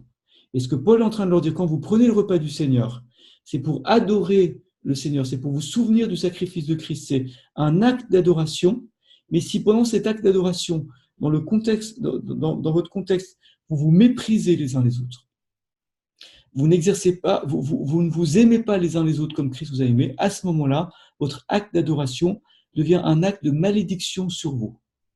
C'est ça qui est en train. C'est pour ça qu'il dit beaucoup sont tombés malades, il y en a même qui sont morts. Pourquoi? Vous avez pris le repas du Seigneur sans vous inquiéter de ce qui représente l'unité du corps de Christ. Vous voyez? Donc l'unité du corps de Christ, c'est quelque chose de très important. Et c'est, comment dire, donc il y a tout un problème moral ici. Et puis, pas seulement l'unité, mais d'autres péchés. Vous voyez? Paul dit, un peu plus loin dans le chapitre 11, c'est pourquoi, verset 27, celui qui mangera le pain et boira la coupe du Seigneur indignement sera coupable envers le corps et le sang du Seigneur. Que chacun s'examine soi-même. Il y avait, là je saute un peu, donc clairement il s'agit de ne pas prendre le repas du Seigneur sans qu'il y ait avec des péchés qui ne sont pas confessés et qui ne sont pas réglés. C'est ça que ça veut dire. Et Paul vise ici le péché de la division et de mépriser son prochain, mais les autres péchés sont aussi bien sûr concernés quand il dit de manière indigne. Il y avait dans les montagnes des Cévennes un réveil dans les années 1695 jusqu'à 1710 à peu près. Et c'était des chrétiens qui étaient persécutés, des protestants qui se réunissaient dans les champs, dans les montagnes, dans les forêts ou dans les granges. Et il y a des récits de Sainte Seine. Donc il y avait pas de pasteur, ils étaient livrés à eux-mêmes, mais ils étaient conduits par Saint-Esprit. Et donc il y avait des frères qui distribuaient la Sainte Seine. Il y avait des prophètes parmi eux. Et les gens défilaient devant eux pour prendre le pain et le vin. Et tout à coup, le prophète disait à la personne, tu as un péché dans ta vie. Et si tu ne vas pas le confesser maintenant, je dis devant tout le monde. La personne tombait en larmes, allait derrière un arbre, se mettait à genoux, confessait son péché, revenait, et là, elle pouvait prendre la Sainte Seine. Parce que le prophète discernait qui était prêt ou pas prêt à prendre la Sainte Seine. Vous imaginez prendre la Sainte Seine dans ces conditions-là, ça relèverait le niveau 1. Donc, il y avait une crainte de Dieu. Quand il y a le Saint-Esprit dans une assemblée, quand il y a la Shekinah qui est là, quand la gloire de Dieu est là, il y a la crainte de Dieu. On ne fait pas n'importe quoi. Il y avait 2 fils d'Aaron qui ont apporté le feu étranger dans Lévitique chapitre 10 et ils sont morts sur place. Ananias et Saphira ont menti sur leur offrande, ils sont morts sur place. Et là, Paul dit, vous prenez la Sainte Seine de manière légère, de manière indigne, qu'est-ce qui se passe? Beaucoup d'entre vous sont morts ou sont tombés malades. Confessez vos péchés les uns les autres, Jacques chapitre 5, verset 16, afin que vous soyez guéris. Pas de confession, pas de pureté, eh bien, on récolte quoi? La maladie.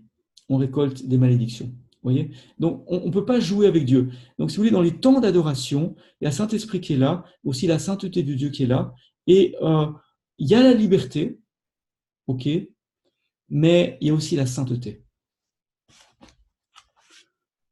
Et troisièmement, on a parlé de la sainteté, l'éthique, la morale. Troisièmement, les dons spirituels. Donc là, vous connaissez peut-être, dans nos milieux, c'est un peu plus, classique de parler là-dessus, mais vous avez 1 Corinthiens 14. Enfin, 12 et 14. Et dans 1 Corinthiens 14, c'est très intéressant parce qu'il est parlé de la manière dont la prophétie s'exerce dans l'assemblée. Il dit que 2 ou 3 prophétisent, vous voyez, mais pas plus, parce que c'est comme si la 4e prophétie efface la première, vous voyez. Et puis, il dit, si un parlait en langue, alors attendez l'interprétation. Dans le sens, si c'est un parler en langue prophétique, avec un message, vous voyez. Et puis, il dit, les prophètes sont soumis, l'esprit des prophètes est soumis aux prophètes, et puis aussi que les autres jugent, sous-entendu les autres prophètes. Ça veut dire que la prophétie, elle est testée, elle est éprouvée. on n'avale pas comme ça tout cru sans que d'autres prophètes puissent éventuellement, avec l'esprit de discernement, corriger ou vous voyez, apporter un correctif si c'est nécessaire. Donc, on pourrait imaginer dans nos églises que quand il y a le don de prophétie qui s'exerce, il y ait un rang de chaises, s'il y a des rangs, avec tous ceux qui ont le don de prophétie. Vous voyez ? Pour qu'il y ait une sorte d'émulation et aussi éventuellement une correction qui se fasse en cours de route.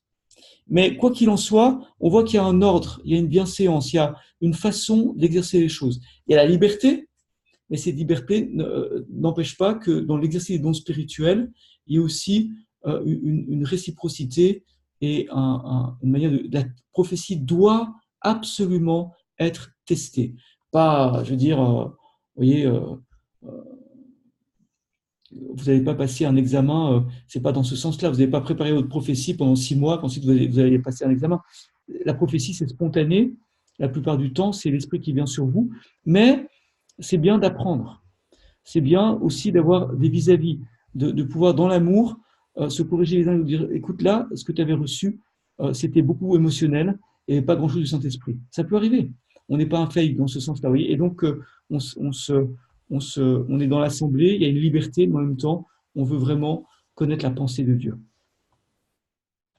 Parfois aussi, avoir vraiment le don de discernement, parce que parfois quelqu'un peut s'infiltrer dans l'assemblée, et c'est un faux disciple, vous voyez, et il peut même vous sortir une prophétie qui est vraiment n'importe quoi, et une fausse prophétie et qui est démoniaque. Donc, il faut quand même aussi que tous ces dons puissent s'équilibrer les uns les autres. Hein.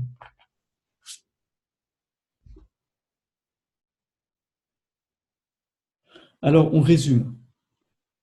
Les femmes sont libres de couvrir leur tête ou de ne pas la couvrir dans les réunions. Toutefois, si elles aiment les non-croyants qui sont parmi eux avec l'amour de Dieu, elles ne vont pas agir d'une manière qui suscite des obstacles au point d'empêcher les non-convertis d'accepter l'appel de l'Évangile. C'est-à-dire que, en fonction de la culture du pays dans lequel vous vivez, vous allez faire les choses. Il y a en Inde, moi j'ai été en Inde, quand j'avais 19 ans, donc maintenant je ne sais pas comment c'est aujourd'hui, mais dans toutes les églises en Inde, vous avez les femmes sont à gauche et les hommes à droite, je crois, ou l'inverse, qu'importe. Mais vous avez un côté pour les femmes, un côté pour les hommes. C'est comme ça. Les femmes et les hommes ne s'assiedent pas ensemble dans une église. C'est impensable en Inde. Vous voyez ? C'est culturel. Paul ne dit pas ici que les hommes et les femmes sont assis dans 2 endroits différents, mais en fait, c'est sous-entendu. Parce qu'à la synagogue, les femmes sont derrière ou sur le balcon et les hommes sont en bas. Vous voyez ? Ils sont séparés. C'était normal pour eux. C'était pas choquant. C'était pas une discrimination. C'était juste que c'était culturel. C'était une manière de respect, une manière de, vous voyez, c'est comme ça. Aujourd'hui, on est arrivé dans des extrêmes absolument incroyables où il y a, je veux dire, il y a plus comment dire, vous voyez une femme, vous ne savez pas à qui vous ne pourrez jamais deviner avec qui elle est mariée parce qu'elle est tellement libre, etc. Donc, on arrive, vous voyez, il y a plus ce respect, ce sens de la soumission, du respect, de la protection de la famille. Pourquoi ? Parce que les mœurs ont changé, mais ce n'est pas nécessairement une bonne chose. Vous voyez ? Donc on ne va pas faire comme à la synagogue peut-être aujourd'hui, mais dans tout ça, il faut réfléchir. Deuxièmement, les chrétiens peuvent manger ce qu'ils veulent, quand ils le veulent, avec qui ils veulent. Mais s'ils s'aiment sincèrement les uns les autres de l'amour de Dieu, ils n'agiront pas d'une manière qui érige ou maintienne des barrières entre les différents croyants. C'est-à-dire que là, on parle des viandes sacrifiées aux idoles. C'est encore un autre, quelque chose que je n'ai pas relevé, mais dont le chapitre parle, où Paul dit « Attention à la conscience des autres. Toi, tu as la liberté de manger certaines choses. Mais si tu le fais en présence de chrétiens qui ont une conscience plus faible, tu vas les faire tomber.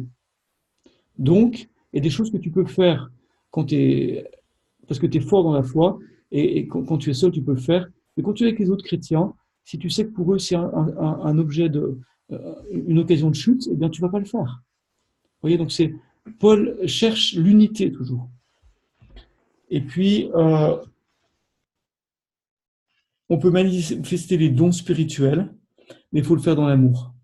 Il faut le faire avec le souci de l'édification de tous. Et non pas, le don spirituel, c'est pas une manière de se faire voir et de montrer qu'on est le meilleur. Vous voyez, le vrai souci, c'est dans l'amour, 1 Corinthiens 13. Voilà. Donc, j'ai un peu résumé le chapitre là. Enfin, c'est la deuxième partie du chapitre. Est-ce que vous avez des questions sur ces questions? Est-ce qu'il y a des questions?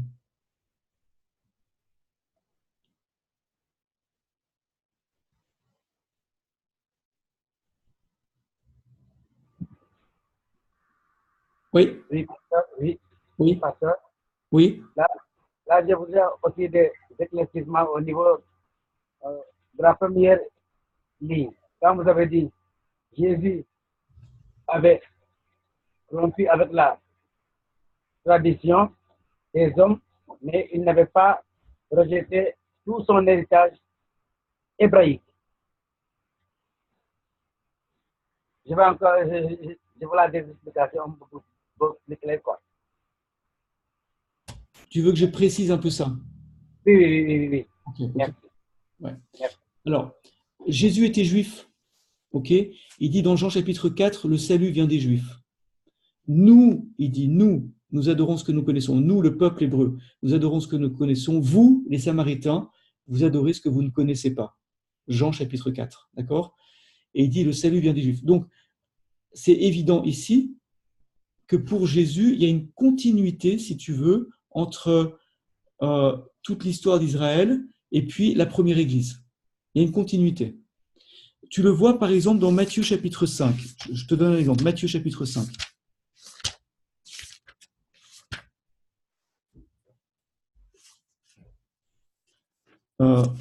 C'est une question très importante que tu poses, donc je vais vraiment prendre le temps d'y répondre. Matthieu 5, verset 10. Heureux ceux qui sont persécutés à cause de la justice, car le royaume des cieux est à eux. Heureux serez-vous lorsqu'on vous insultera, qu'on vous persécutera, qu'on répondra faussement sur vous toutes sortes de mal à cause de moi. Réjouissez-vous et soyez dans l'allégresse parce que votre récompense sera grande dans les cieux, car, et écoutez bien, car c'est ainsi qu'on a persécuté les prophètes qui vous ont précédés. Donc, Jésus met ses disciples dans la lignée des prophètes. Ceux qui prêchent l'évangile, en fait, ils annoncent un message prophétique. Le jugement vient, Jésus vient juger la terre, et donc il faut vous préparer à rencontrer votre Dieu, d'accord? Et ensuite, la bonne nouvelle, c'est que vous pouvez être pardonné, parce que Jésus-Christ est mort pour vous. Donc, c'est ramener les gens à Dieu, c'est exactement ce que faisaient les prophètes dans l'Ancien Testament, même si eux ne parlaient pas de la croix directement, et Jésus, puisque Jésus n'était pas encore venu, néanmoins, ils ramenaient le peuple à Dieu, et ils annonçaient le jugement à venir. Si vous ne vous repentez pas, Dieu va vous juger. C'est ce que disaient les prophètes d'autrefois. Qu'est-ce que dit Jésus et ses disciples? Repentez-vous, car le royaume de Dieu est proche. C'est le même message. Vous voyez? C'est la continuité. Donc Jésus ne dit pas, oui, les prophètes d'autrefois, c'était l'Ancien Testament, maintenant vous êtes dans le... Non, non, non, pour Jésus, il n'y a pas ancien, nouveau. Il y a une continuité. OK? Mais en même temps, comme dirait notre cher président, en même temps, il y a ce qu'on appelle une discontinuité. C'est-à-dire qu'il y a certaines choses que Jésus n'accepte pas. Par exemple, dans le même sermon sur la montagne, toujours dans Matthieu 5, regardez un peu plus loin. Vous avez entendu, verset 27, vous avez entendu qu'il a été dit, tu ne commettras pas d'adultère. Et ça, c'est Moïse, d'accord? Mais moi, je vous dis, quiconque regarde une femme pour la convoiter a déjà commis adultère avec elle dans son cœur. Donc, ici, il y a une discontinuité. C'est-à-dire que Jésus ne contredit pas ce que Moïse a dit, voyez, mais il l'approfondit, il le rend encore plus exigeant. Il dit, Moïse vous a dit ça, moi je vous dis ça. Ok? Mais je mets la barre plus haut encore, en quelque sorte. Donc, Jésus, il s'appuie sur tout ce qu'il a précédé, Moïse en l'occurrence, mais il va plus loin. Ok?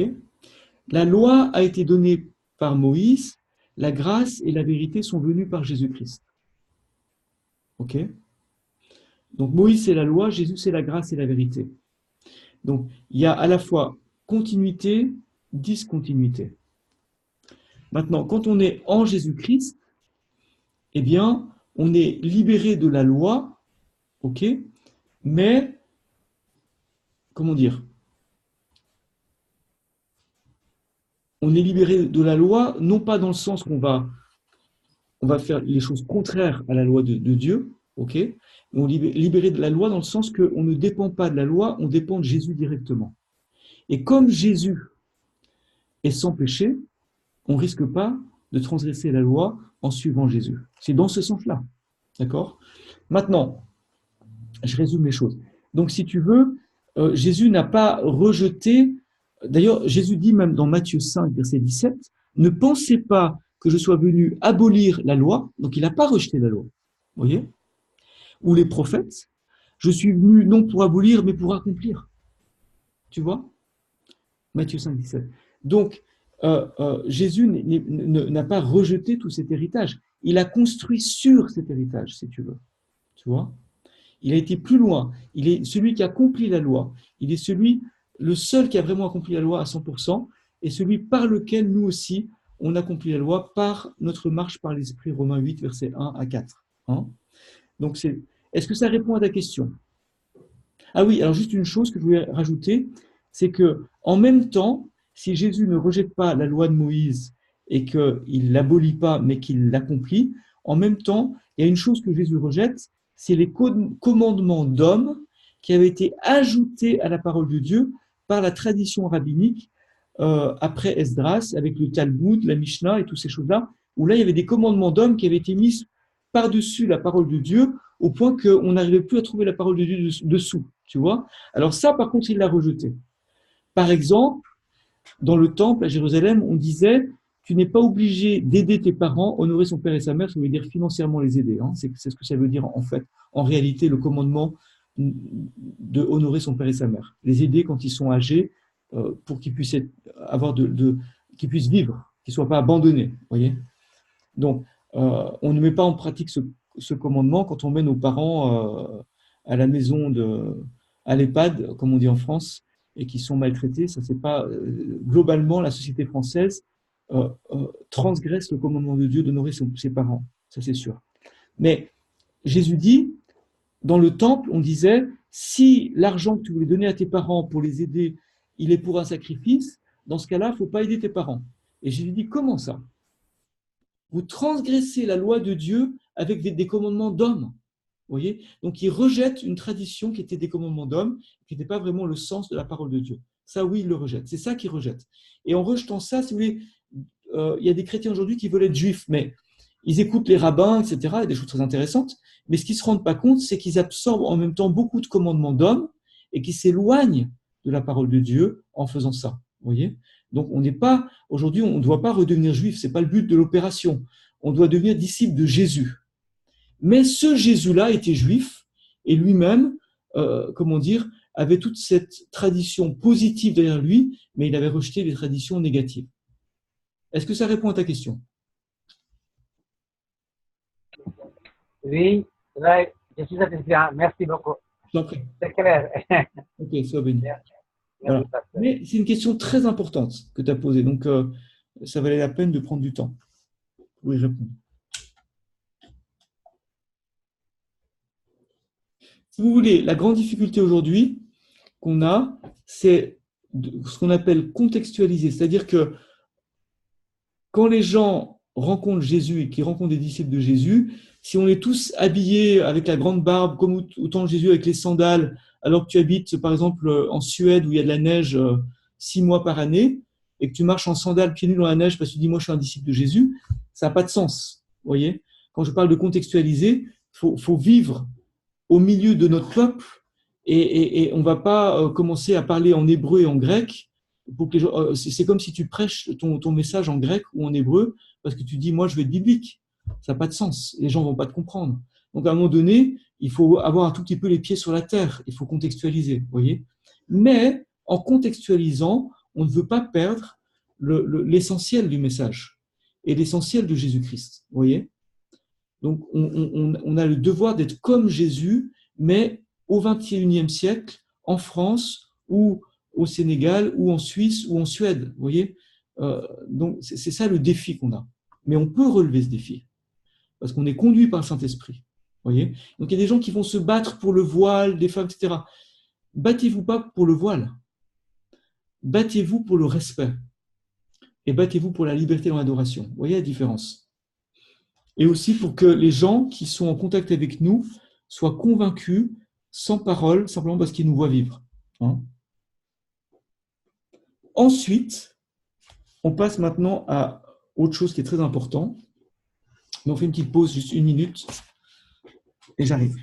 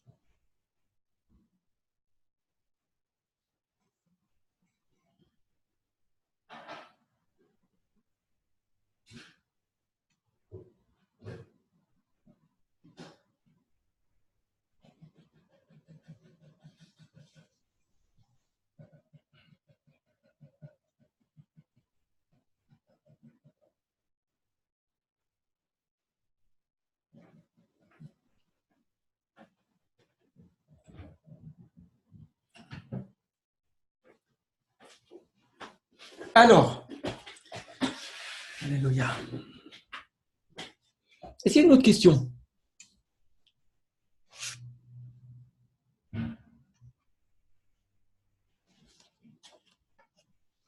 Alors, on va revenir maintenant à l'adoration dans le Nouveau Testament et on va relever le fait que c'est un sacrifice. Et on voit ça dans Hébreux 13. L'adoration est un sacrifice. On l'avait vu dans l'Ancien Testament, mais c'est aussi le cas dans le Nouveau Testament. Simplement que le type de sacrifice a changé, mais c'est un sacrifice. D'abord parce que on n'a pas toujours envie d'adorer Dieu. On n'est pas toujours dans un état d'esprit où tout est bien, tout est merveilleux, vous voyez? Donc l'adoration, c'est un sacrifice, parce qu'on va adorer Dieu même dans une circonstance difficile. Et ça, c'est une grande clé de l'adoration. Si on ne sait pas adorer Dieu quand tout va mal, ça veut dire qu'on ne sait pas adorer Dieu quand tout va bien. Parce que la vraie adoration, c'est un sacrifice. Hébreux 13. Je suis dans Romains 13. Hébreux 13. Par lui, par Jésus-Christ, offrons sans cesse à Dieu un sacrifice de louange, c'est-à-dire le fruit de lèvres qui confessent son nom. Cependant, n'oubliez pas la bienfaisance et la libéralité, car c'est à de tels sacrifices que Dieu prend plaisir. Et puis Romains chapitre 12, verset 1. Vous voyez qu'il n'est pas de sacrifice là. Et là encore, Romains 12, je vous exhorte donc, frères, par les compassions de Dieu, à offrir vos corps comme un sacrifice vivant, saint, agréable à Dieu, ce qui sera de votre part un culte raisonnable. Donc, premièrement, le sacrifice de nos corps.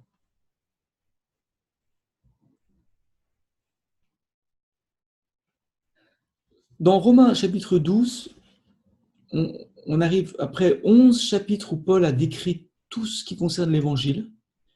On arrive maintenant aux choses concrètes. Étant donné que Jésus-Christ a donné sa vie pour vous, si je résume les 11 chapitres de Romains, d'accord? C'est vraiment ce qu'on appelle résumé là. Hein. Je vous exhorte, à cause de cet amour immense que Dieu vous a montré, du prix qui a été payé à la croix pour le pardon de vos péchés, pour vous faire échapper à la colère de Dieu, je vous exhorte à offrir vos corps. Il n'est pas dit vos cœurs, il est dit vos corps. Comme un sacrifice vivant, saint, agréable à Dieu, ce qui sera de votre part un culte raisonnable. D'abord, il est parlé d'un sacrifice vivant, ce qui fait toute la différence avec les sacrifices de l'Ancien Testament qui devaient mourir, mais il est vivant dans le sens que on vit dans un corps, mais on ne vit plus pour nous-mêmes, on vit pour Jésus-Christ. On ne s'appartient plus à soi-même, on appartient à Jésus-Christ.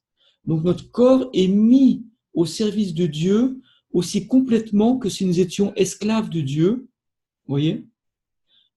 Ton corps ne t'appartient plus. Tes membres deviennent les membres de Christ, des instruments de justice et non plus des instruments d'iniquité, Romains chapitre 6. Vous voyez ? C'est pour ça que non seulement c'est un sacrifice vivant, mais c'est un sacrifice saint. On oublie trop souvent de le dire.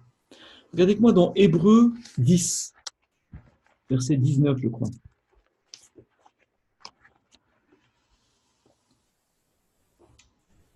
Verset 22. Approchons-nous donc, Hébreux 10, 22, d'un cœur sincère, avec une foi pleine et entière, le cœur purifié d'une mauvaise conscience et le corps lavé d'une eau pure. Alors, le corps lavé d'une eau pure, il ne s'agit pas juste de prendre sa douche là, hein, mais il s'agit peut-être, certains pensent au baptême, mais ça veut dire que la manière dont notre corps, vous voyez, a été lavé du péché aussi. C'est-à-dire qu'on a offert nos corps comme un sacrifice vivant. On a consacré notre corps à Dieu.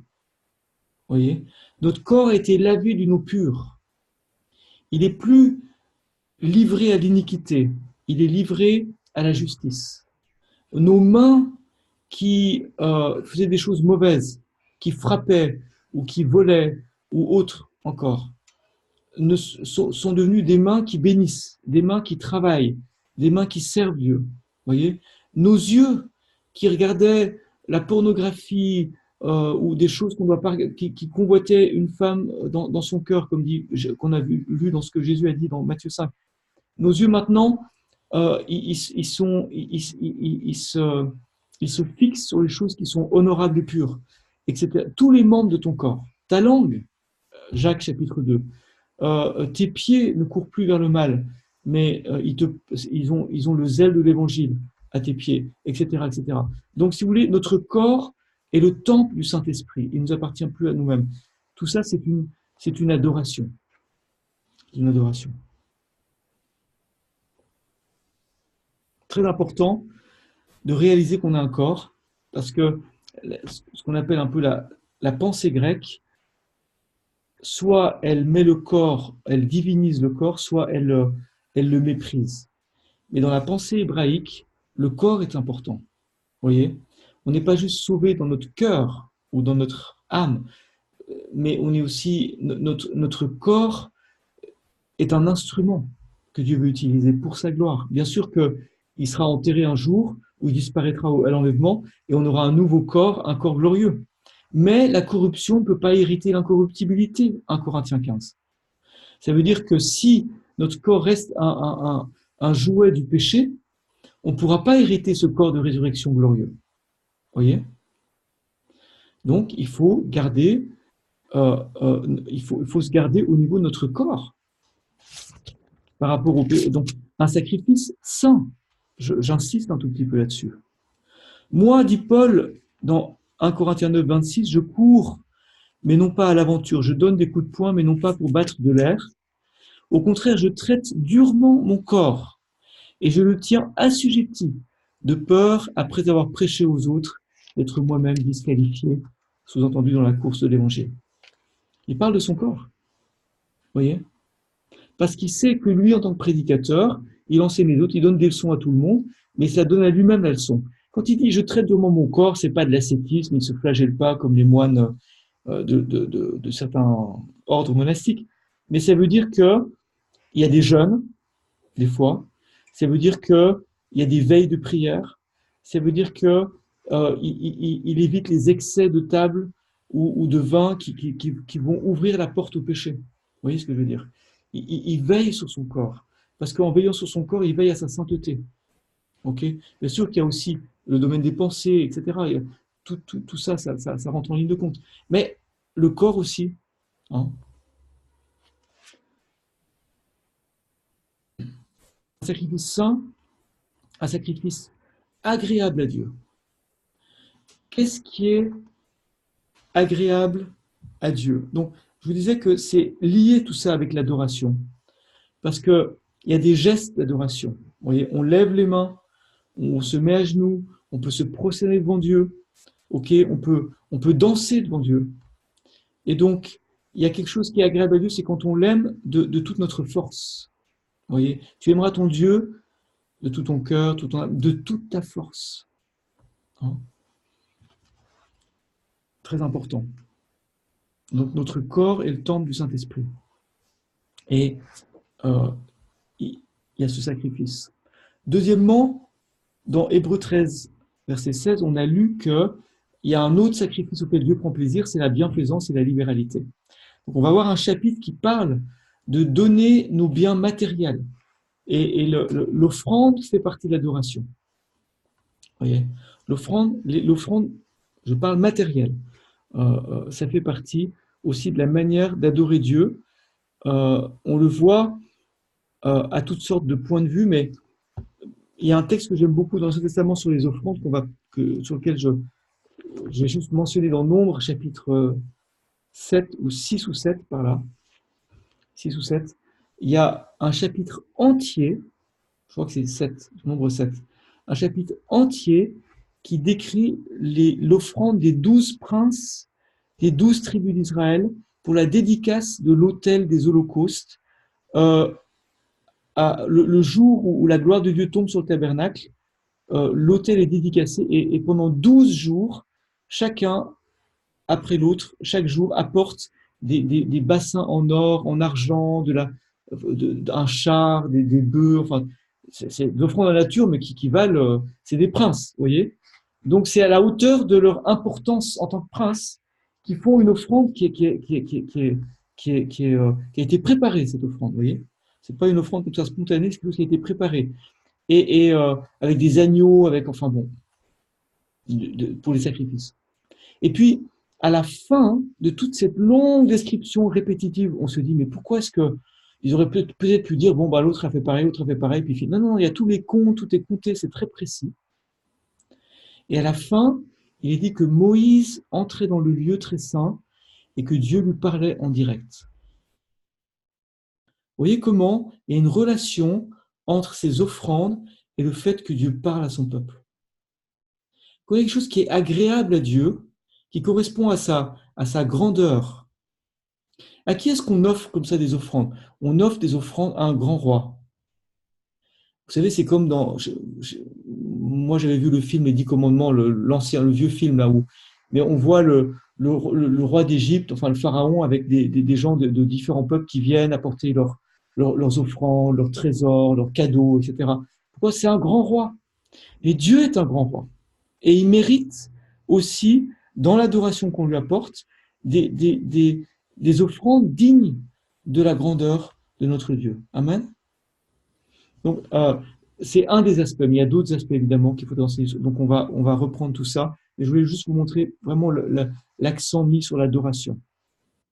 Et puis, finalement, le sacrifice de lèvres, Hébreux 13, le sacrifice de lèvres qui confesse son nom. Vous voyez? Donc, c'est difficile vous savez, les enfants, on leur apprend à dire merci. Et vous savez qu'il y a des enfants qui ne veulent pas dire merci. Dis merci. Dis merci. Vous voyez? Ça ne sort pas facilement. Ce n'est pas nécessairement naturel. La nature de péché n'est pas reconnaissante. C'est murmure, plainte, murmure, plainte, murmure, plainte. Ça, c'est le péché. Mais la nature de Christ, c'est la reconnaissance.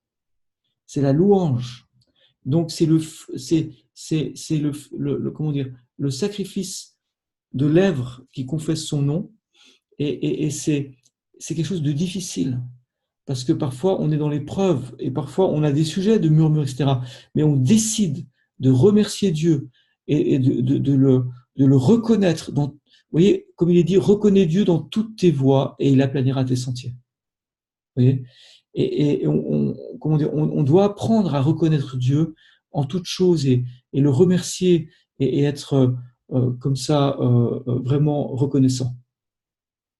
savez que les Juifs sont connus pour être, en tout cas les Juifs religieux, pour être très reconnaissants. Et on raconte l'histoire d'un rabbin avec un prêtre, je crois. Puis le prêtre du rabbin, mais toi, tu es tout le temps reconnaissant. Tu dis merci à Dieu.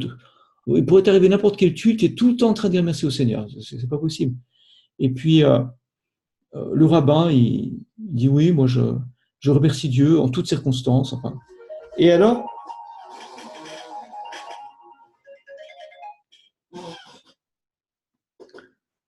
je te rappelle. Et donc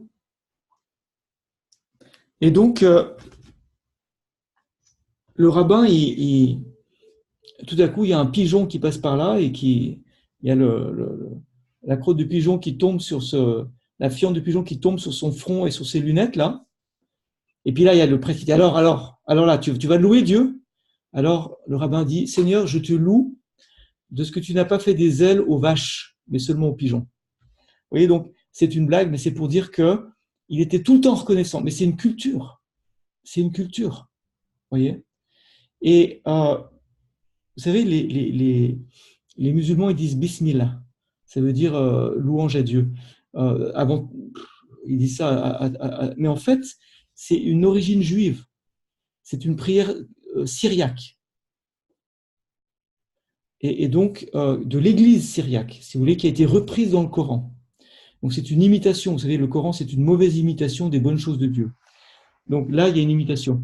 Mais donc, ça vient d'une culture de reconnaissance qui est dans la Bible, dans les psaumes, et qu'on voit dans notre...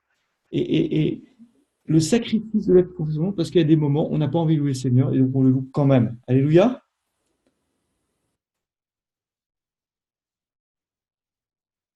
Bon, je crois qu'on arrive au bout de ce chapitre.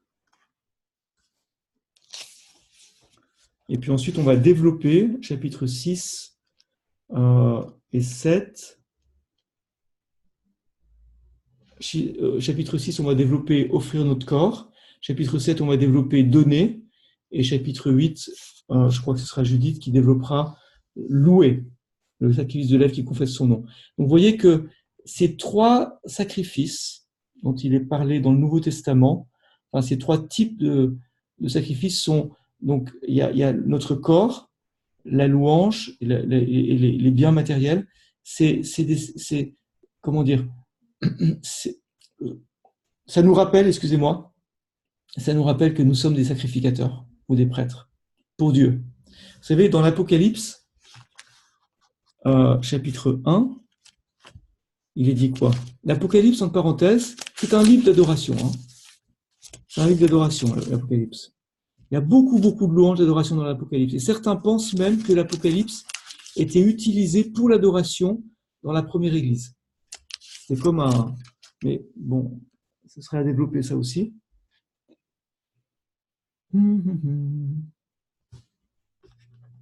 À celui qui nous aime, verset 5, qui nous a délivrés de nos péchés par son sang, et qui a fait de nous un royaume des sacrificateurs pour Dieu son Père. Il fait quoi un sacrificateur? Il apporte des sacrifices. Vous voyez? Il offre le parfum. Il enseigne la parole de Dieu. Il se tient devant Dieu comme un intercesseur. Et il apporte des sacrifices à Dieu. Il y a aussi un autre sacrifice dont je ne parle pas ici, et qu'on pourrait ajouter, tenez. Un quatrième sacrifice, c'est l'évangélisation. Exactement dans Romains 16. Romains 15, pardon. Verset 15. Cependant, à certains égards, c'est la date de la bataille de Marignan. Romains 15, 15. Cependant, à certains égards, je ne sais pas pourquoi je dis ça, mais c'est juste. Je vous ai écrit avec une sorte de hardiesse, comme pour réveiller vos souvenirs à cause de la grâce que Dieu m'a faite, d'être ministre de Jésus-Christ pour les païens. Je m'acquitte du service sacré de l'évangile de Dieu, afin que les païens lui soient une offrande agréable, sanctifiée par l'Esprit Saint. Donc, Paul, ici, dans le contexte, il parle de l'évangélisation des nations. Il dit qu'il a été partout prêcher l'évangile, et il dit qu'il apporte les païens, donc ces gens qui viennent à Jésus-Christ, comme une offrande à Dieu. En fait, pour Paul, l'évangélisation est un acte d'adoration. Notez bien ça. Pour Paul, l'évangélisation est un acte d'adoration. On le voit dans Colossiens chapitre 1. Regardez avec moi Colossiens chapitre 1. Paul a une vision céleste des choses. Quand Paul parle des offrandes, par exemple, dans 1 Corinthiens 9 et 8 et 9, 2 Corinthiens 8 et 9, vous verrez que pour lui, ce qui compte, c'est l'action de grâce. Ça suscite l'adoration. Donc, les offrandes, c'est bien, mais ça suscite l'adoration. Il a une vision céleste. Hein. J'étais où? Colossiens 1.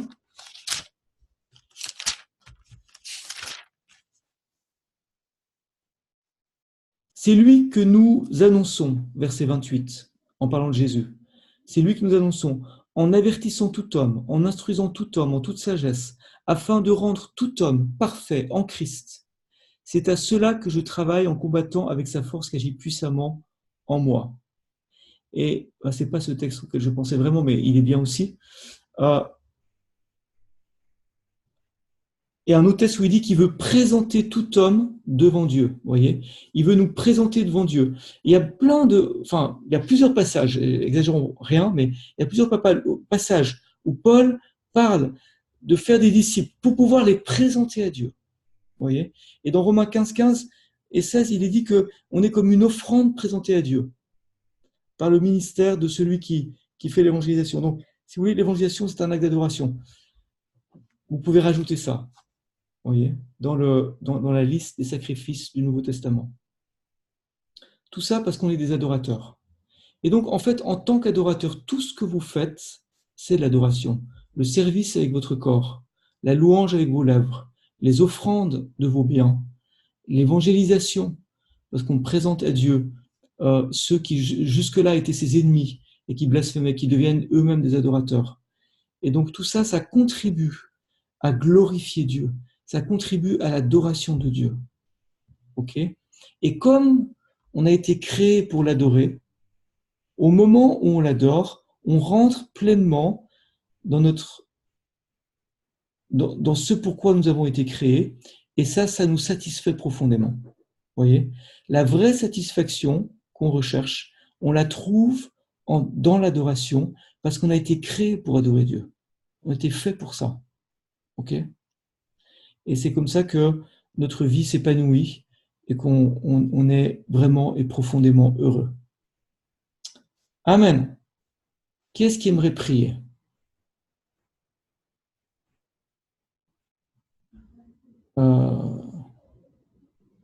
Peut-être Judith, puisque tu n'as pas enseigné ce soir, tu vas prier. Are you here? Oui, Ok. Tu veux dire 2 mots de conclusion et prier? À moins que tu sois.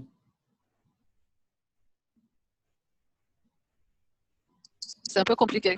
Ok, d'accord. Alors, je demande,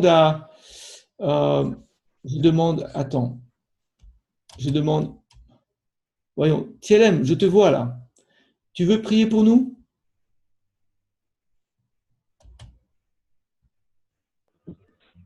Oui, Ok. Vas-y, monsieur. oui. Père, nous te bénissons, nous te rendons grâce. Nous disons merci également, Seigneur, pour ce côté spécial que tu nous as donné à travers ton serviteur. Papa, tu nous rappelles également, Seigneur, l'adoration, comment elle est importante. Amen. L'adoration, Seigneur, sous toutes ses formes. Seigneur, garde également, Seigneur, cet enseignement, Seigneur, dans la vie de chacun parmi nous. Et qu'on puisse le transmettre, Seigneur, parce que ça ne nous appartient pas, mais tu nous enseignes à travers l'homme de Dieu pour qu'on transmette, Seigneur. Merci pour ta présence. Merci également de venir tous les deux également, mais de continuer également à oindre ton serviteur pour la gloire de ton Saint-Nom. Dans le nom de Jésus-Christ de Nazareth, nous avons prié. Amen. Amen. Amen. Que Dieu vous bénisse Amen. cette semaine et on se voit la semaine prochaine. Merci beaucoup, pasteur. Ok, super. Bye Au bye. revoir. Bye bye à chacun. Soyez bénis, encouragés. Amen. Que Dieu vous bénisse et merci encore. Merci.